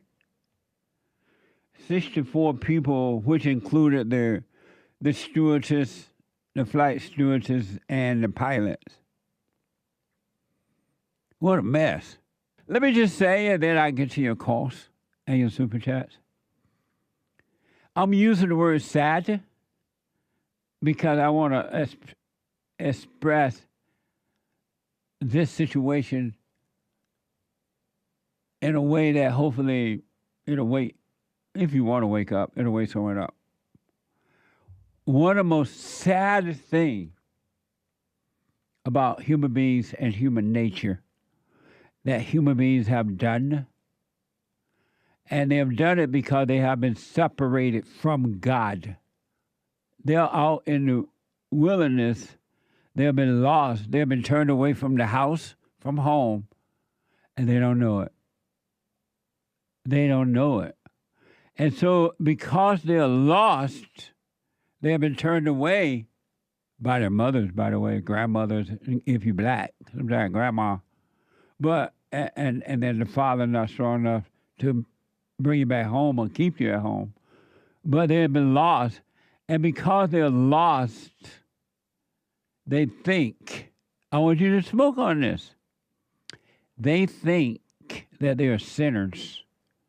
They think, and they have been told by their parents, who caused them to leave home, by the way, the mothers, and by the churches, and by the people who, the Allah people, and the Jews, and everybody, by religion, that they are sinners that need to be saved. And as a result, while being lost, it's like you're lost out there in the wilderness, wood, out in the whatever. And while lost, you are afraid. And being afraid because you've been taught wrong, you call yourself all kinds of names. And you add more fear to your life. It's the saddest thing I ever seen. It's I don't know which is worse, being lost or being thinking that you're a sinner. Guilty of false guilt, because even the guilt that you feel is false. There's no one there to feel guilty. The judging you is an illusion. It's delusion. There's no one there to judge. There's no one there to have an opinion about. But the saddest thing is for human beings to believe they're sinners. And now there are those who do believe it, and they have accepted Satan as their God. They love the thrills. They call the thrill of life. They love the thrill of hating themselves, hating others, judging, bringing misery on others, or trying to bring misery on others, because what you're doing to others, you're really doing to yourself in all reality. But there are those who have accepted. Now, they have accepted hell as home. They're going to stay there, and God's going to leave them there. They're in hell in their imagination, and they have accepted that, so they're going to stay there. But you are not sinners. All of your sins have been forgiven, wiped away, and you are not sinners. You only have one issue, is that you will not stop playing God. You think you know what you want, you think you know right from wrong, you think you know what morality is or not. You're playing God. That's your sin. It's of the heart. If you stop playing God by dropping your anger, you'll be free. Just like that. Because once you stop playing God, then God, the true God from above and inside of us, will take over. He ain't going to take over with you playing God. Have you noticed you've been trying to be moral all your life, and you've been feeling guilty for not being moral? And you started out early in life trying to be moral.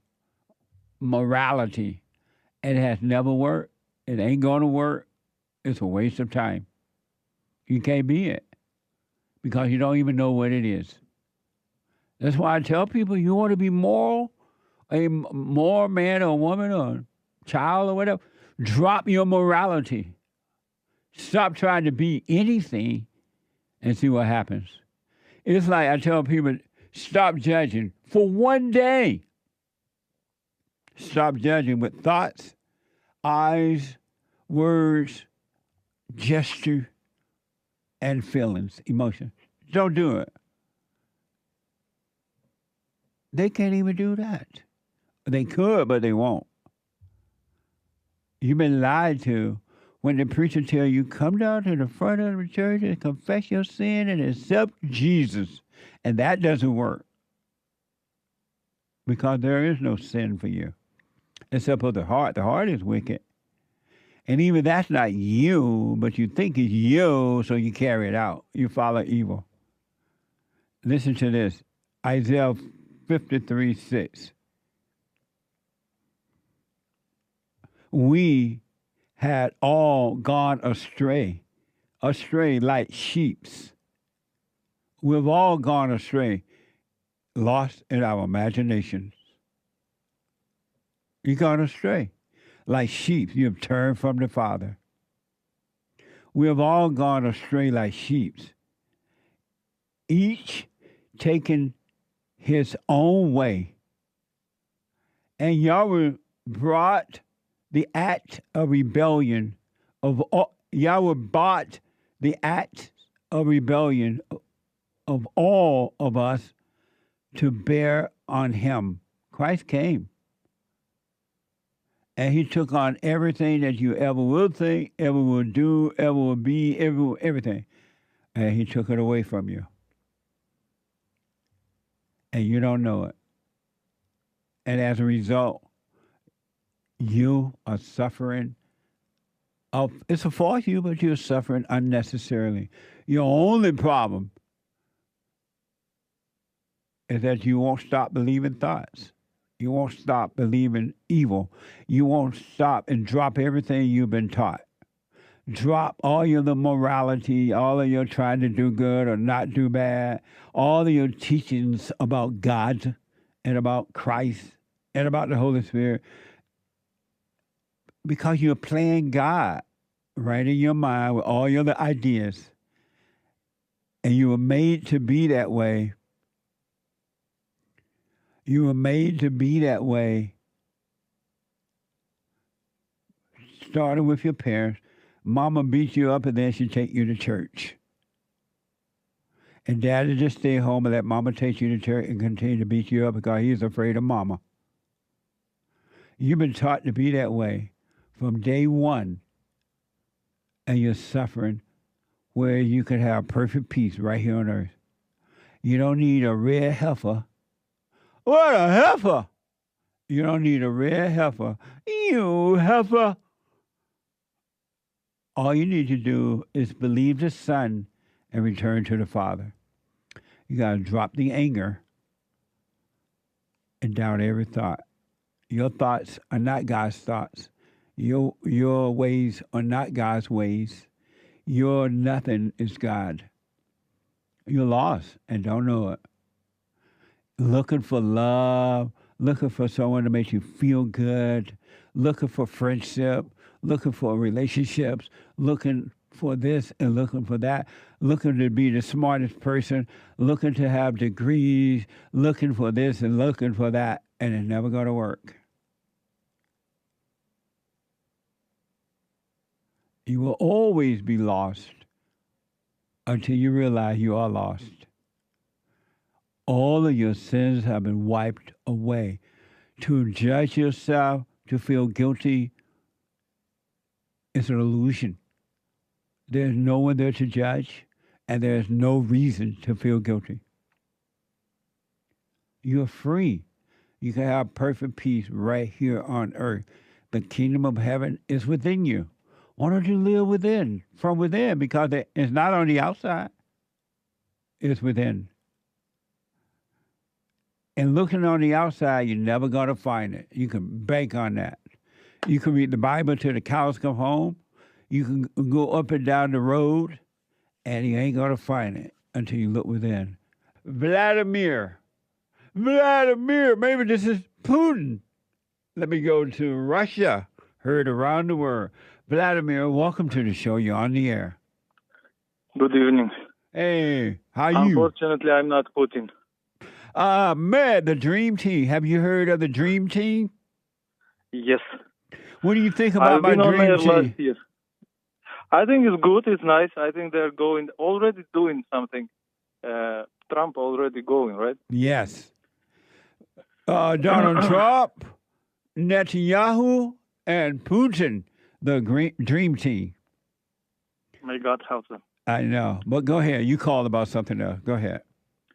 I have like Christian questions, couple. Okay. When I do silent prayer, usually I will do Lord's Prayer one time, and then I start silent prayer. So I find myself constantly thinking about, okay, now I need to relax my ears and eyes, and now I need to not force myself to breathe. I need to watch thoughts, but I keep catching myself thinking about if I'm praying right or how should I pray. And that thought, like I'm doing this for 2 years and still it's with me even though I sit. And secondly, sometimes during the prayer, I will find myself, I think it's like some good thought. I think it's like a revelation. So I don't hang on to it and just watch it. But sometimes, does it happen to you that you get a good revelation during the prayer? So these are my questions. Well, revelation doesn't come from thoughts. It's just common sense. It makes sense. It's clear. And as far as if you want to do the Lord's Prayer and then do the be still and know, there's nothing wrong with that at all. And or you can just be still, and watch those thoughts that come. And so the thought that tell you need to do the Lord's Prayer, right? Let that pass. Don't obey that thought at all. But if you just want to do the Lord's Prayer, you do it. But you don't need to think about it at all. Okay. And so you're neither wrong nor right in doing it. So, and because the silent prayer is the Lord's Prayer. Okay. Does it occur to you sometimes during the silent prayer that it's like you see yourself, oh, I was trying to get this person to like me. Now I see. It feels like so refreshing and it's like obvious. And it happens during the prayer. Yes.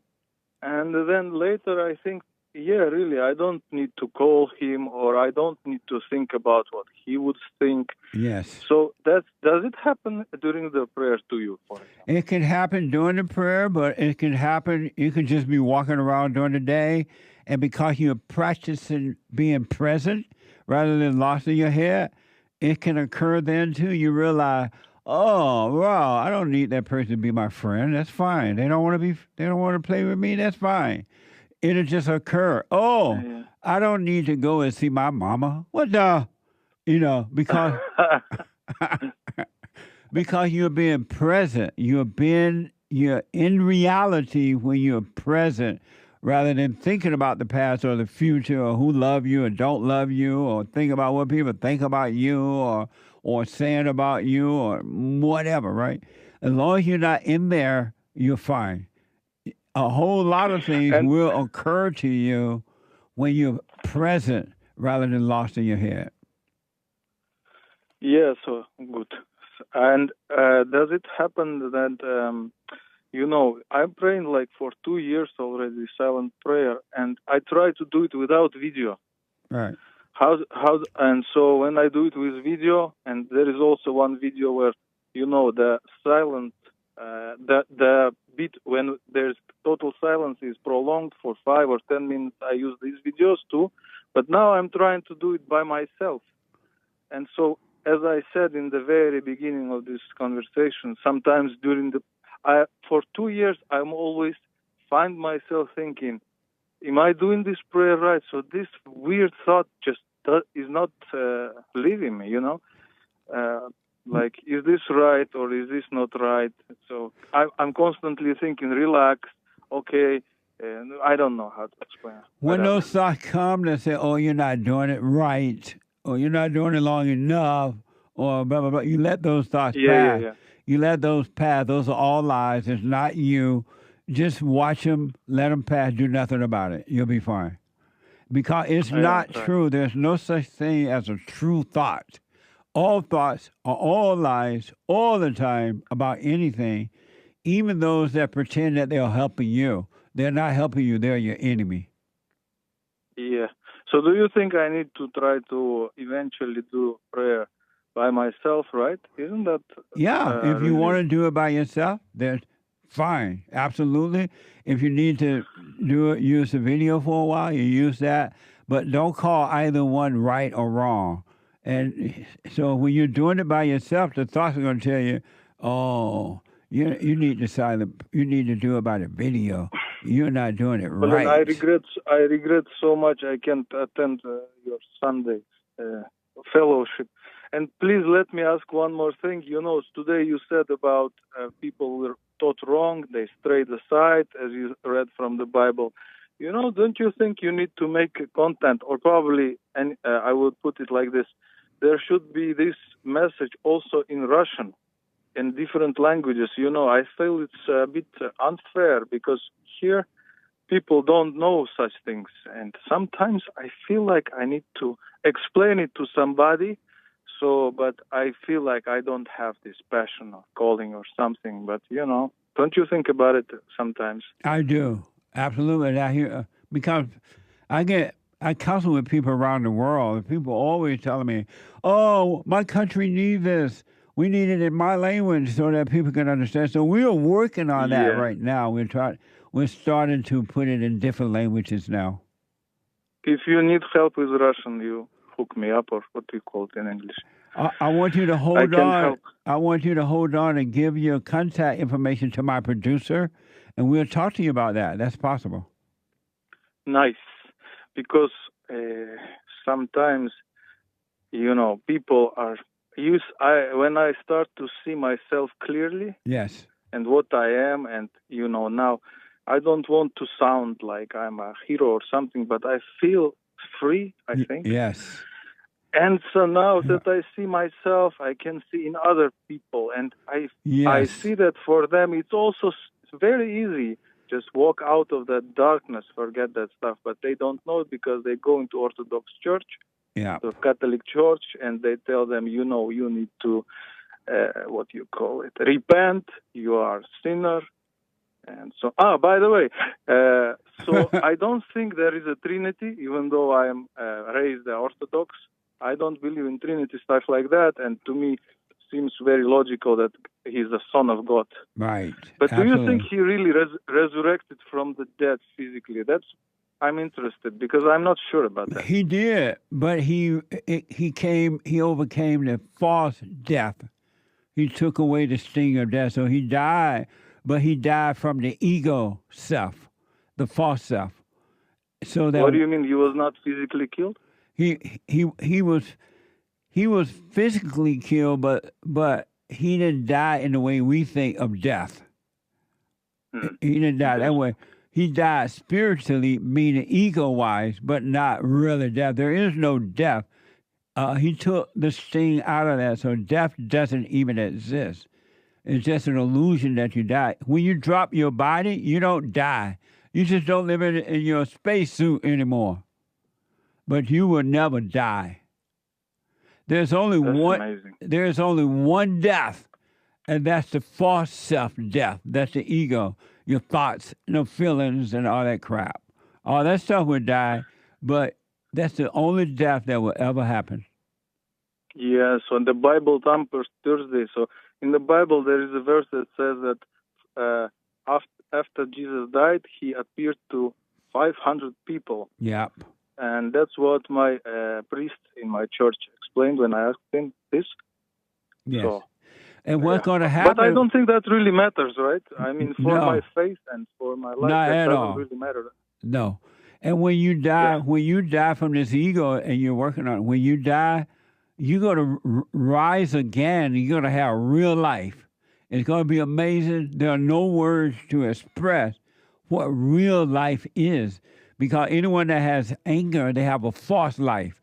But they're calling this false life, even though they're miserable, they're lonely, they're jealous, they're envy, they're strife, they have fear, doubt, they need love, they're looking for love. And they call that death, life, but that's really death. You will die from that, and then you'll rise up, and you will have real life. It's going to be amazing, all right? I can see that in my wife and in my daughters. I'm beta according to you, because my first is girl, first child. Well, beta. And and and I try to correct. I always correct them when they get angry. And you know what's funny? I noticed that she, my wife, being 30 years old, if she receives a little, ounce of anger from my daughter, she would immediately turn on and Hold on, get buddy. angry as well. Hold on a minute. Let me take a quick break. Right. Let me go back to Vladimir. And Vladimir from Russia, you were making a point about your wife getting upset. The president of Kenya spoke amazingly. I know. So, mind blowing. Yeah, you were explaining to me, and then you spoke about anger. So I noticed an interesting pattern.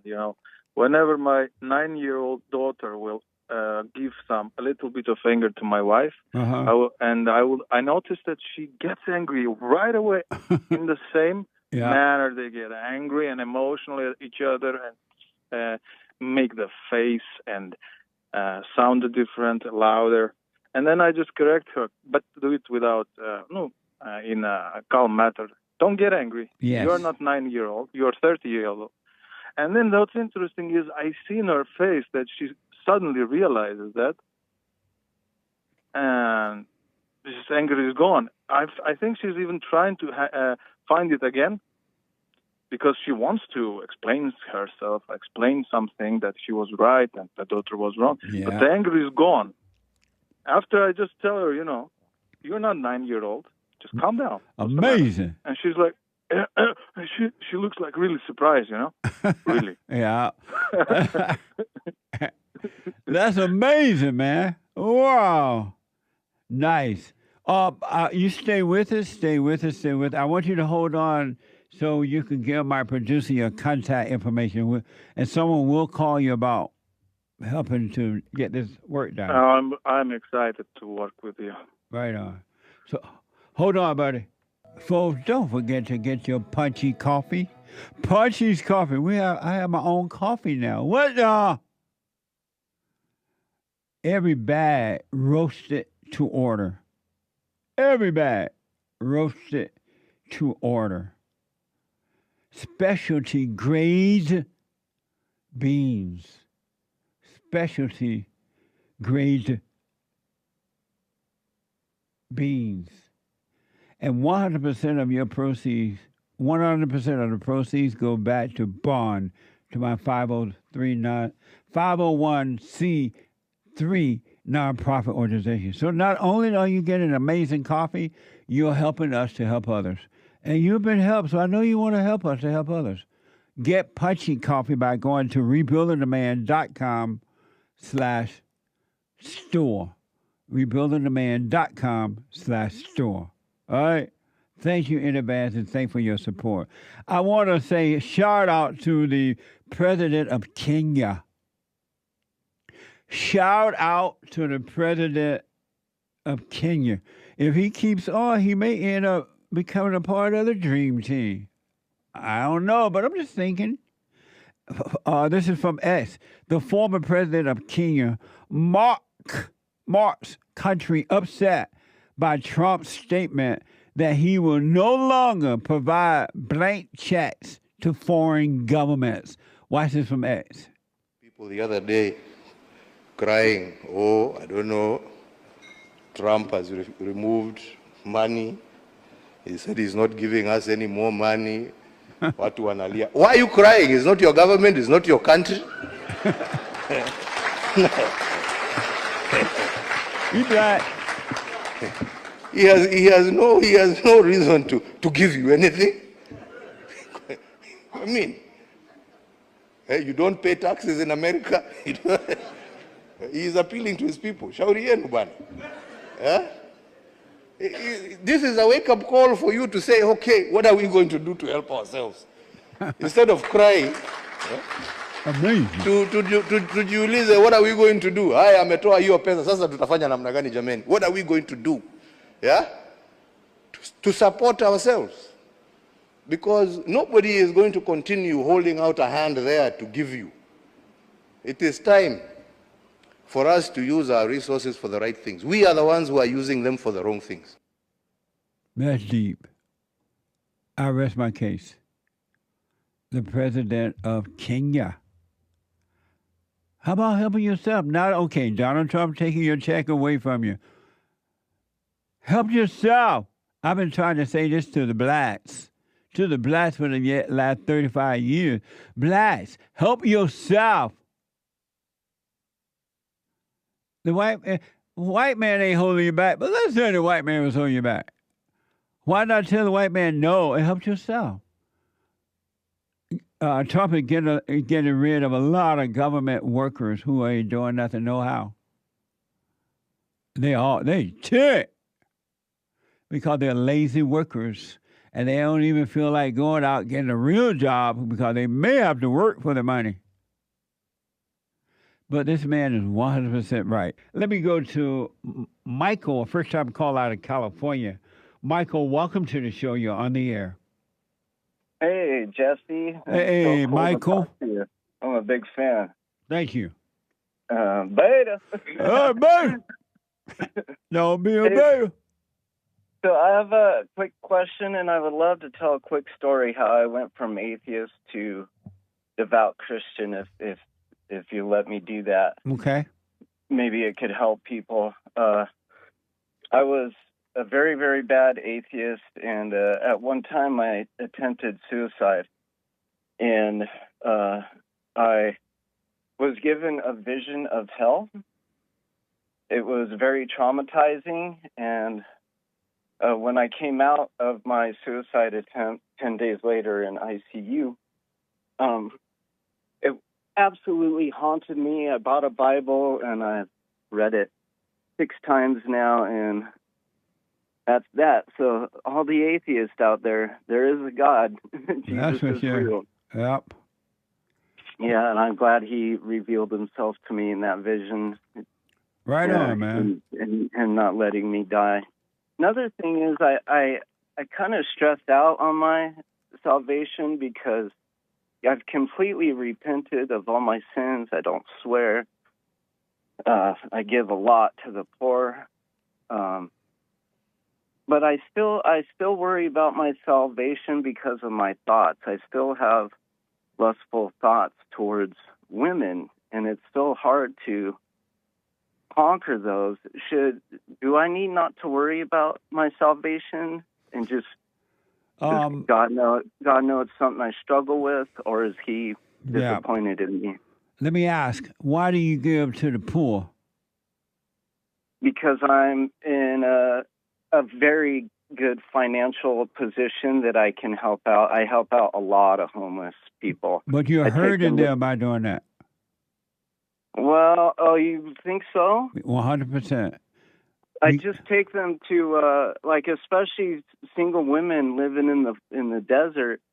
I'll take them to Big Five, and I let them get a sleeping bag and boots and socks and clothes. You're hurting them. And really? You're wrong because by doing all that, you're keeping them in their homeless position, and you're making them feel entitled, and they're never going to get up and do for themselves. Yeah, I was homeless for 2 years once upon a time, and nobody wants to help a homeless person now. Right. I would apply at job after job after job, and nobody wants to hire a homeless person. And you're getting a false thrill out of helping them. It's not that you're helping them. You're getting a false thrill of being righteous when you're really being wrong. Well, Christian or not Christian, I would still help them out just because I've been there. But you're still doing it for a thrill. And the Bible says to give to the poor, though. Not in that way, in the right way. You're not doing it in the right way. And you're doing it for the wrong reason. But that's another story. If you want to continue that, do that. But you're wrong. But as far as your salvation, you say you feel what about it? I kind of stress about whether I'm saved or not. I don't feel like I know I'm going to heaven because of lustful thoughts towards women still. And I'm living a life of celibacy now compared to I was a slut bad. Have you dropped your anger? Yes. You have no anger? No anger. Are you doing the silent prayer? I do silent prayers, yes, Do 3 you times do, a day. Do you do what I have, mice? Say again? Do you do my silent prayer? My silent prayer? Yeah, Jesse, rebuildingtheman.com/silent prayer. I want you to start doing that one. Okay. rebuildingtheman.com/silent prayer, because there is no salvation for you to worry about. You've already been freed. You are not a sinner. All of your sins have been wiped away. You've been deceived by people, and you're being deceived by evil in your thought, in those thoughts. There's nothing for you to worry about concerning salvation. Okay, good. That makes me feel better. Yeah, it's the truth. You are already which is easier for you to believe, that you're a sinner or all your sins have been wiped away? All my sins have been wiped away through the blood of Jesus Christ. And so why are you feeling concerned about it then? I don't know, because You're only feeling concerned because you're in thought. You believe the devil. And the devil telling you, oh, you have these thoughts about women. You have this, you have that. And you believe in a lie from evil. You got to stop believing thoughts. Okay. They're lying to you. Let those thoughts pass. Right. Okay. I can do that. And if you do the silent prayer, watch those thoughts, you're going to live from the kingdom of heaven within, and you're already in heaven. Okay. All right. That's good to know. I had another question for you. Do you actually believe that women are evil and don't have love within? Yes. Really? You believe that? Not. That's so funny. Not only do I believe it, I know it for sure. And it's not them, but it's their evil nature that's made a home in them. And that evil comes through the mother. That's why the kids end up evil. They become like the mother because she doesn't have love. She only has hate. And she passed that on to the children. So are they just good at suppressing what they really want to do? Like men, there's so many rapists, serial killers, like, they can be far more evil than a woman, I feel, because they act on their thoughts, like Jeffrey Dahmer, John Wayne Gacy. Right, but all those men are doing that because they hate their mothers, so they hate women. And that's why they're doing that. And so it's the woman's fault. Well, it's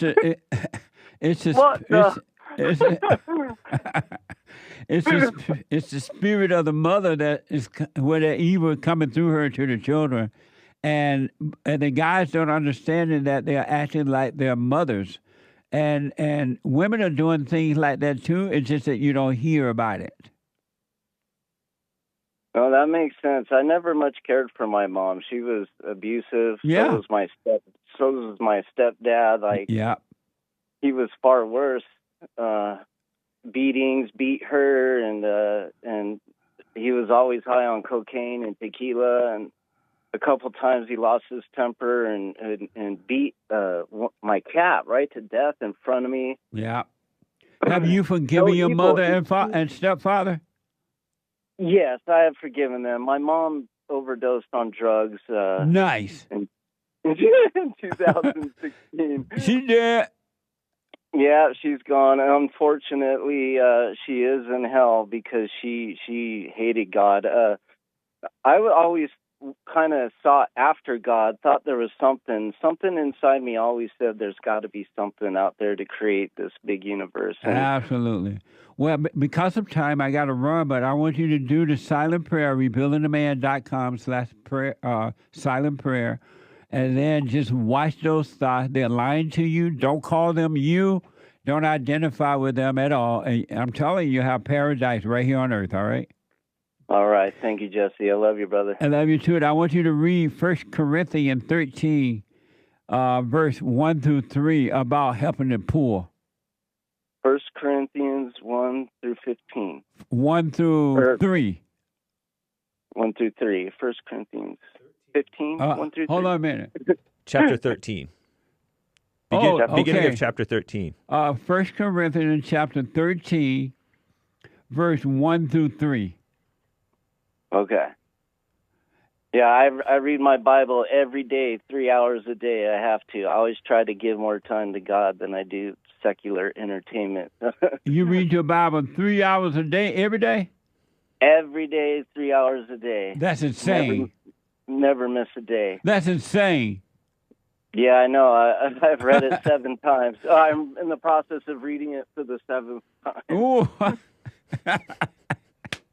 But okay, do the silent prayer. You cut out all that crap. All right? Do All the right. silent prayer. Call me back. Thank you, Jesse. All right, All buddy. right. Okay. Bye. Bye now. Let me go to Sandra, a first-time caller out of Georgia. Georgia on my mind. Sandra, welcome to the show. You're on the air. Thank you. Thank you, Mr. Peterson. You're welcome. Yeah. First of all, I want to let you know I voted for the Great White Hope. The Great White Hope. Amazing. And I saw you and Roseanne Barr. I absolutely love that. Yeah, that was an amazing discussion with Roseanne Barr. And you all can check it out on her show, Roseanne Barr Show. It was amazing. Oh, yeah. I loved it. My husband introduced me to you a few months ago. Uh-huh. And and now I'm like listening to you every day. Once you go black, you can't go back. He said, I wish I had never introduced you to him. He's like, and every time he walks out the door, he goes, JLP. I'm like, yes, all the way. That's amazing. Thank you. You're welcome. But yeah, my palms are sweating. I'm nervous, but I just wanted to say, I wanted to relate to how you say women are evil. Yes. Because I feel that in my bones. Yes. And it's for real. Like, I feel like I need an exorcism. Yep. That's amazing, huh? Have you told other women that they are evil? No. And why not? I just try to stay away from them. Yeah, I understand. And do you want to overcome being evil? Yes. Because it's of the heart, right? And the way you overcome, you're taking the first step by admitting that you're evil. And now yes. And now you have to forgive. You got to forgive your mother because it came from her. Forgive your mother for what she's done to you, and your father for not protecting you. Have you done that yet? Yes, but they both passed away. But okay. Yeah, but I know where it comes from. But now I'm shaking all the way inside, like I'm just shaking. And meaning what? I don't know. I don't know. My palms are sweating. I have anxiety, and just from when I thought, oh my God, if he answers this call, I'm like gonna freak out. Well, this is what you do. In shaking, let yourself shake, but don't call it you, and don't try to stop it. You just be aware of the shaking. And the fact that you stayed on the phone, now you're talking to me, and you're going through the illusion of fear, because fear is not real. It's just an illusion. And now I've been listening. Yes, I've been listening to that.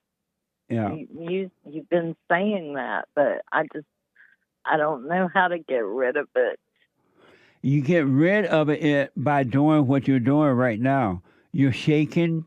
You can see that you're shaking, but you're not calling it you, and you didn't run from it. So now you're allowing God to destroy the illusion that you have fear. It's just an illusion. And he is destroying that illusion. And I promise you, if you stay with it by being aware, eventually the spirit of fear and the anger of the heart will be taken away from you.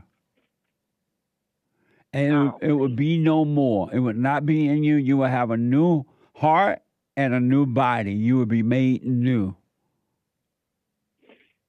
Oh. But you got to face it like you're doing right now. Yeah. Are you doing the silent prayer? I am. Okay. You stay with that, and just now all you have to do, Sandra, and I'm telling you the truth. All you have to do now is just be aware of that, stay present, instead of lost in your head, believing lies about a past or a future. You stay present. Yeah.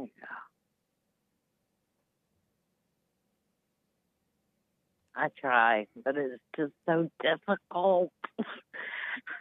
I'm talking to my friend all the time, and she says, "Are you behaving?" And I said, "Well, sometimes."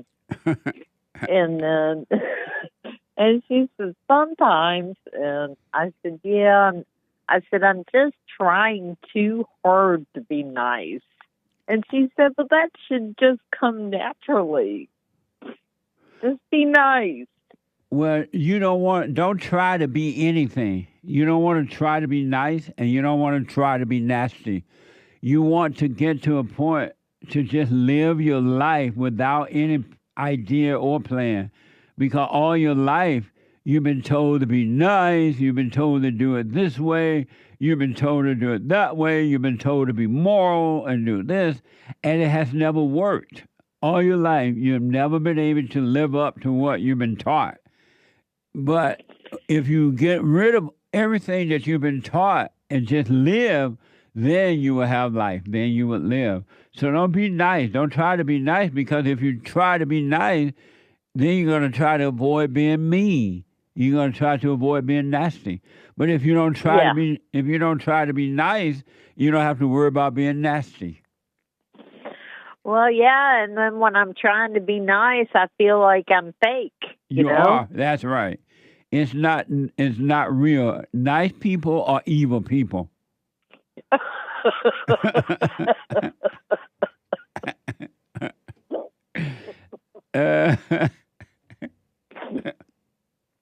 Oh my God. That is hilarious. Yeah. Oh my gosh. Nice people are the worst people. Well, there, that explains it. So I'm just trying too hard. I'm trying so hard to be nice. Well, do not try to be nice ever again. Don't try to be anything. Because when you try to be something, you're playing God. And when you're playing God, you become your own God, which is a fake God. It's not even real, but you become your own God, and you catch nothing but hell. Don't try to be nice. Don't try to be mean. Just relax and live your life. Oh man. Ugh. What a mess! You think? I feel like a tortured soul. And you are. Anyone that has anger is a tortured soul. They cannot know the Father with anger. They got to overcome the anger before they can return to God. And anger is torturing your soul because anger is evil. Oh, it's painful. Yes. But don't worry, Sandra. You stay with the silent prayer and watch those thoughts, and don't call them you ever again. Don't say, I'm miserable, I'm afraid, I'm lonely, I'm this and I'm that, I'm mean, I'm nice.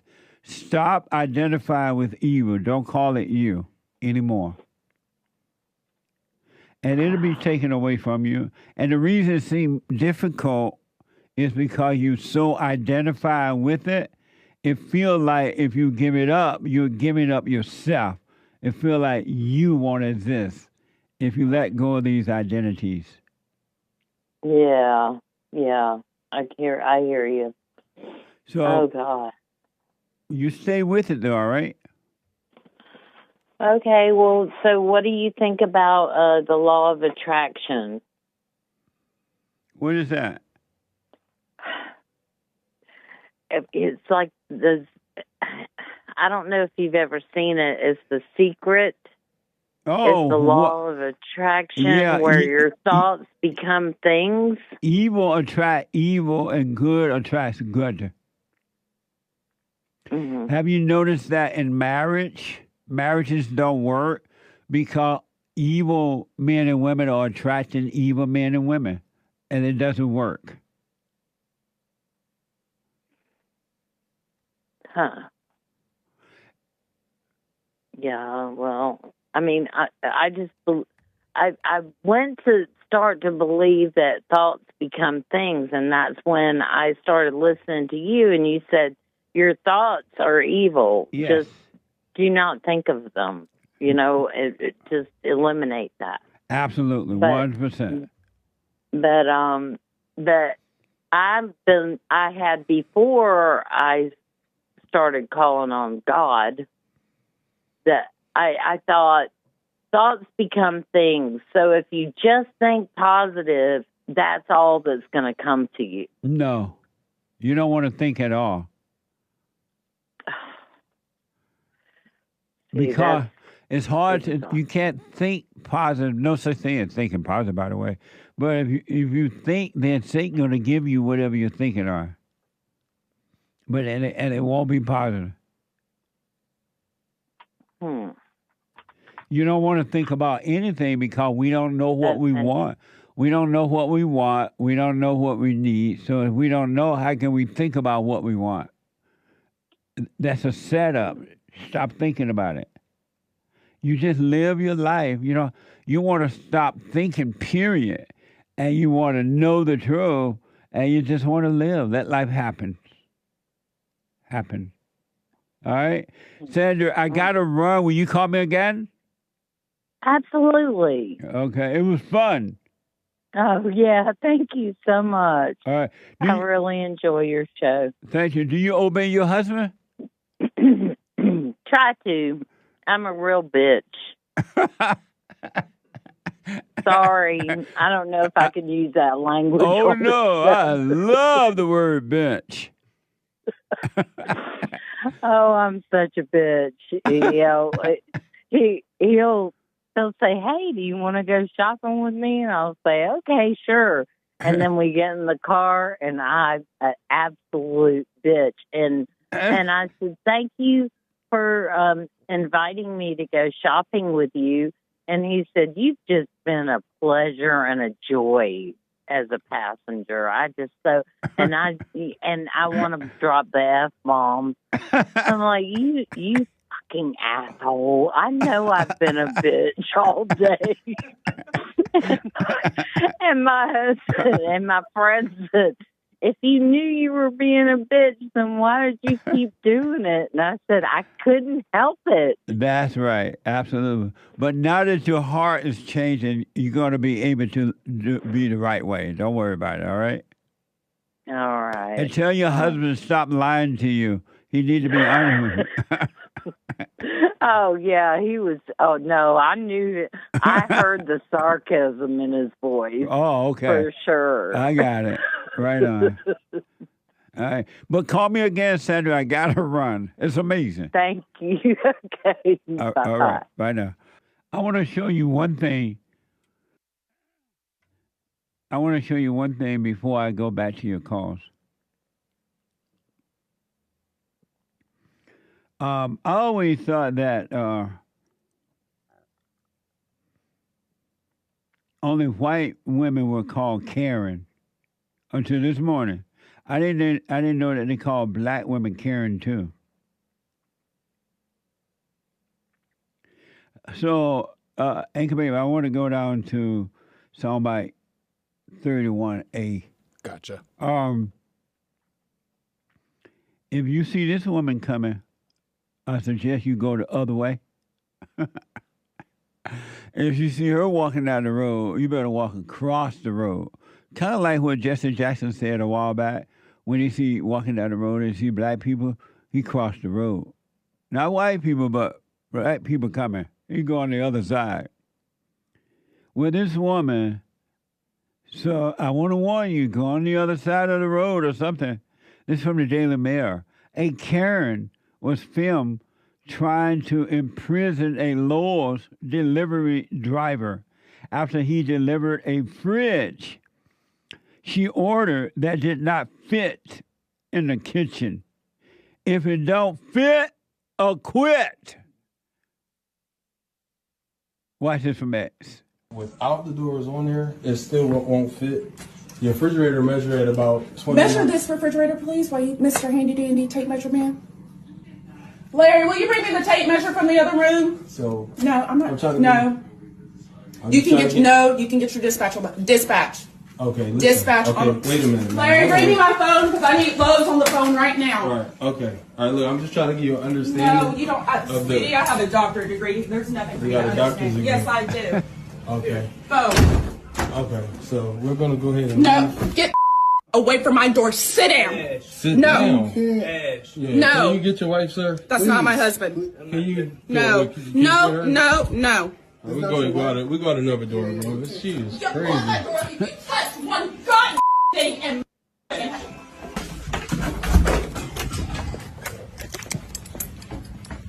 Yeah, that's what I be talking about, man.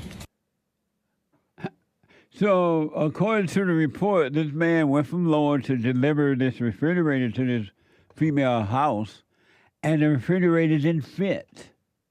And he's trying to explain to her that the refrigerator will not fit. And you see what happened. Now, do you believe me when I tell you women are evil? She has a degree. And this is how she's speaking to whomever it is. Bring my phone, bring the tape measure. How would you like to be married to that one? Isn't that something? She won't let the man, the delivery driver, go out the door, leave the house.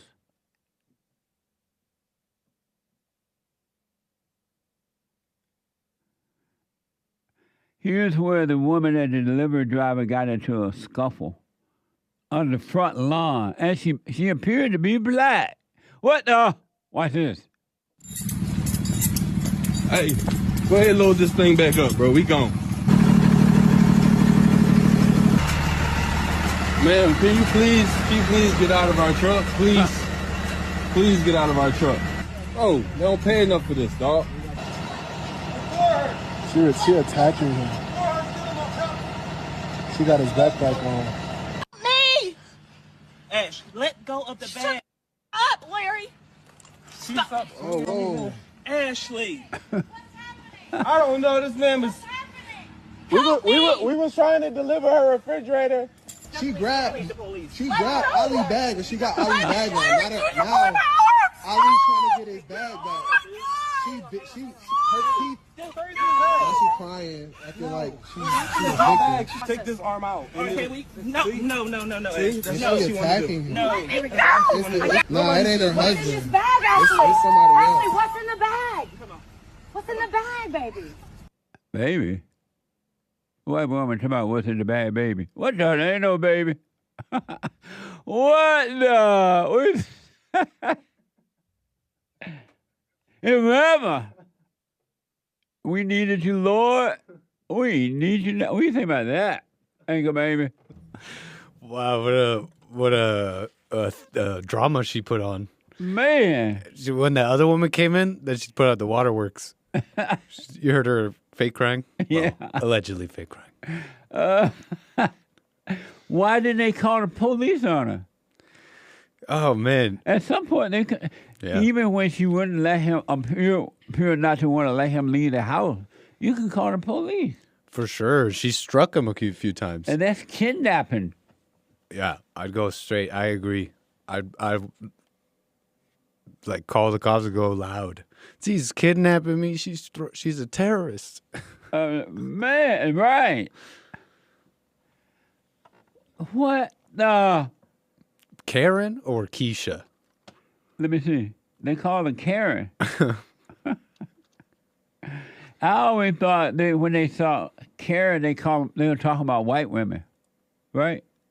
Right. Have you ever It's seen an anti-white woman slur. Have you ever seen a black Karen before? I don't know if I've seen black women get called Karen, but I bet you they act the same.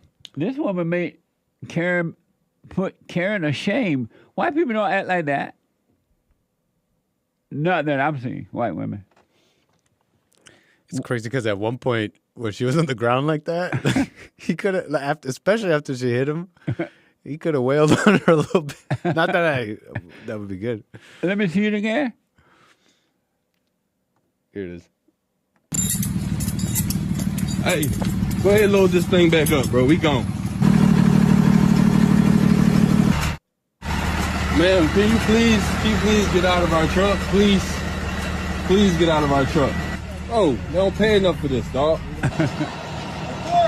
She attacking him. She got his backpack on. Me! Ash, let go of the bag. Shut up, Larry.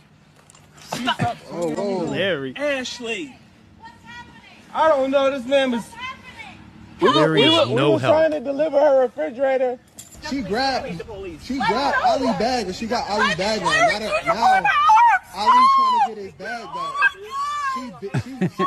When she cries, she lying. Take this arm out. Okay, no. See? No, she attacking him. No. Here we go. No, it ain't her husband. Bag, Ashley. It's somebody else. Ashley, what's in the bag? What's in the bag, baby? Shut the F up, Larry. When she cries, she lying. She put a new meaning to when she cries, she lying. What the?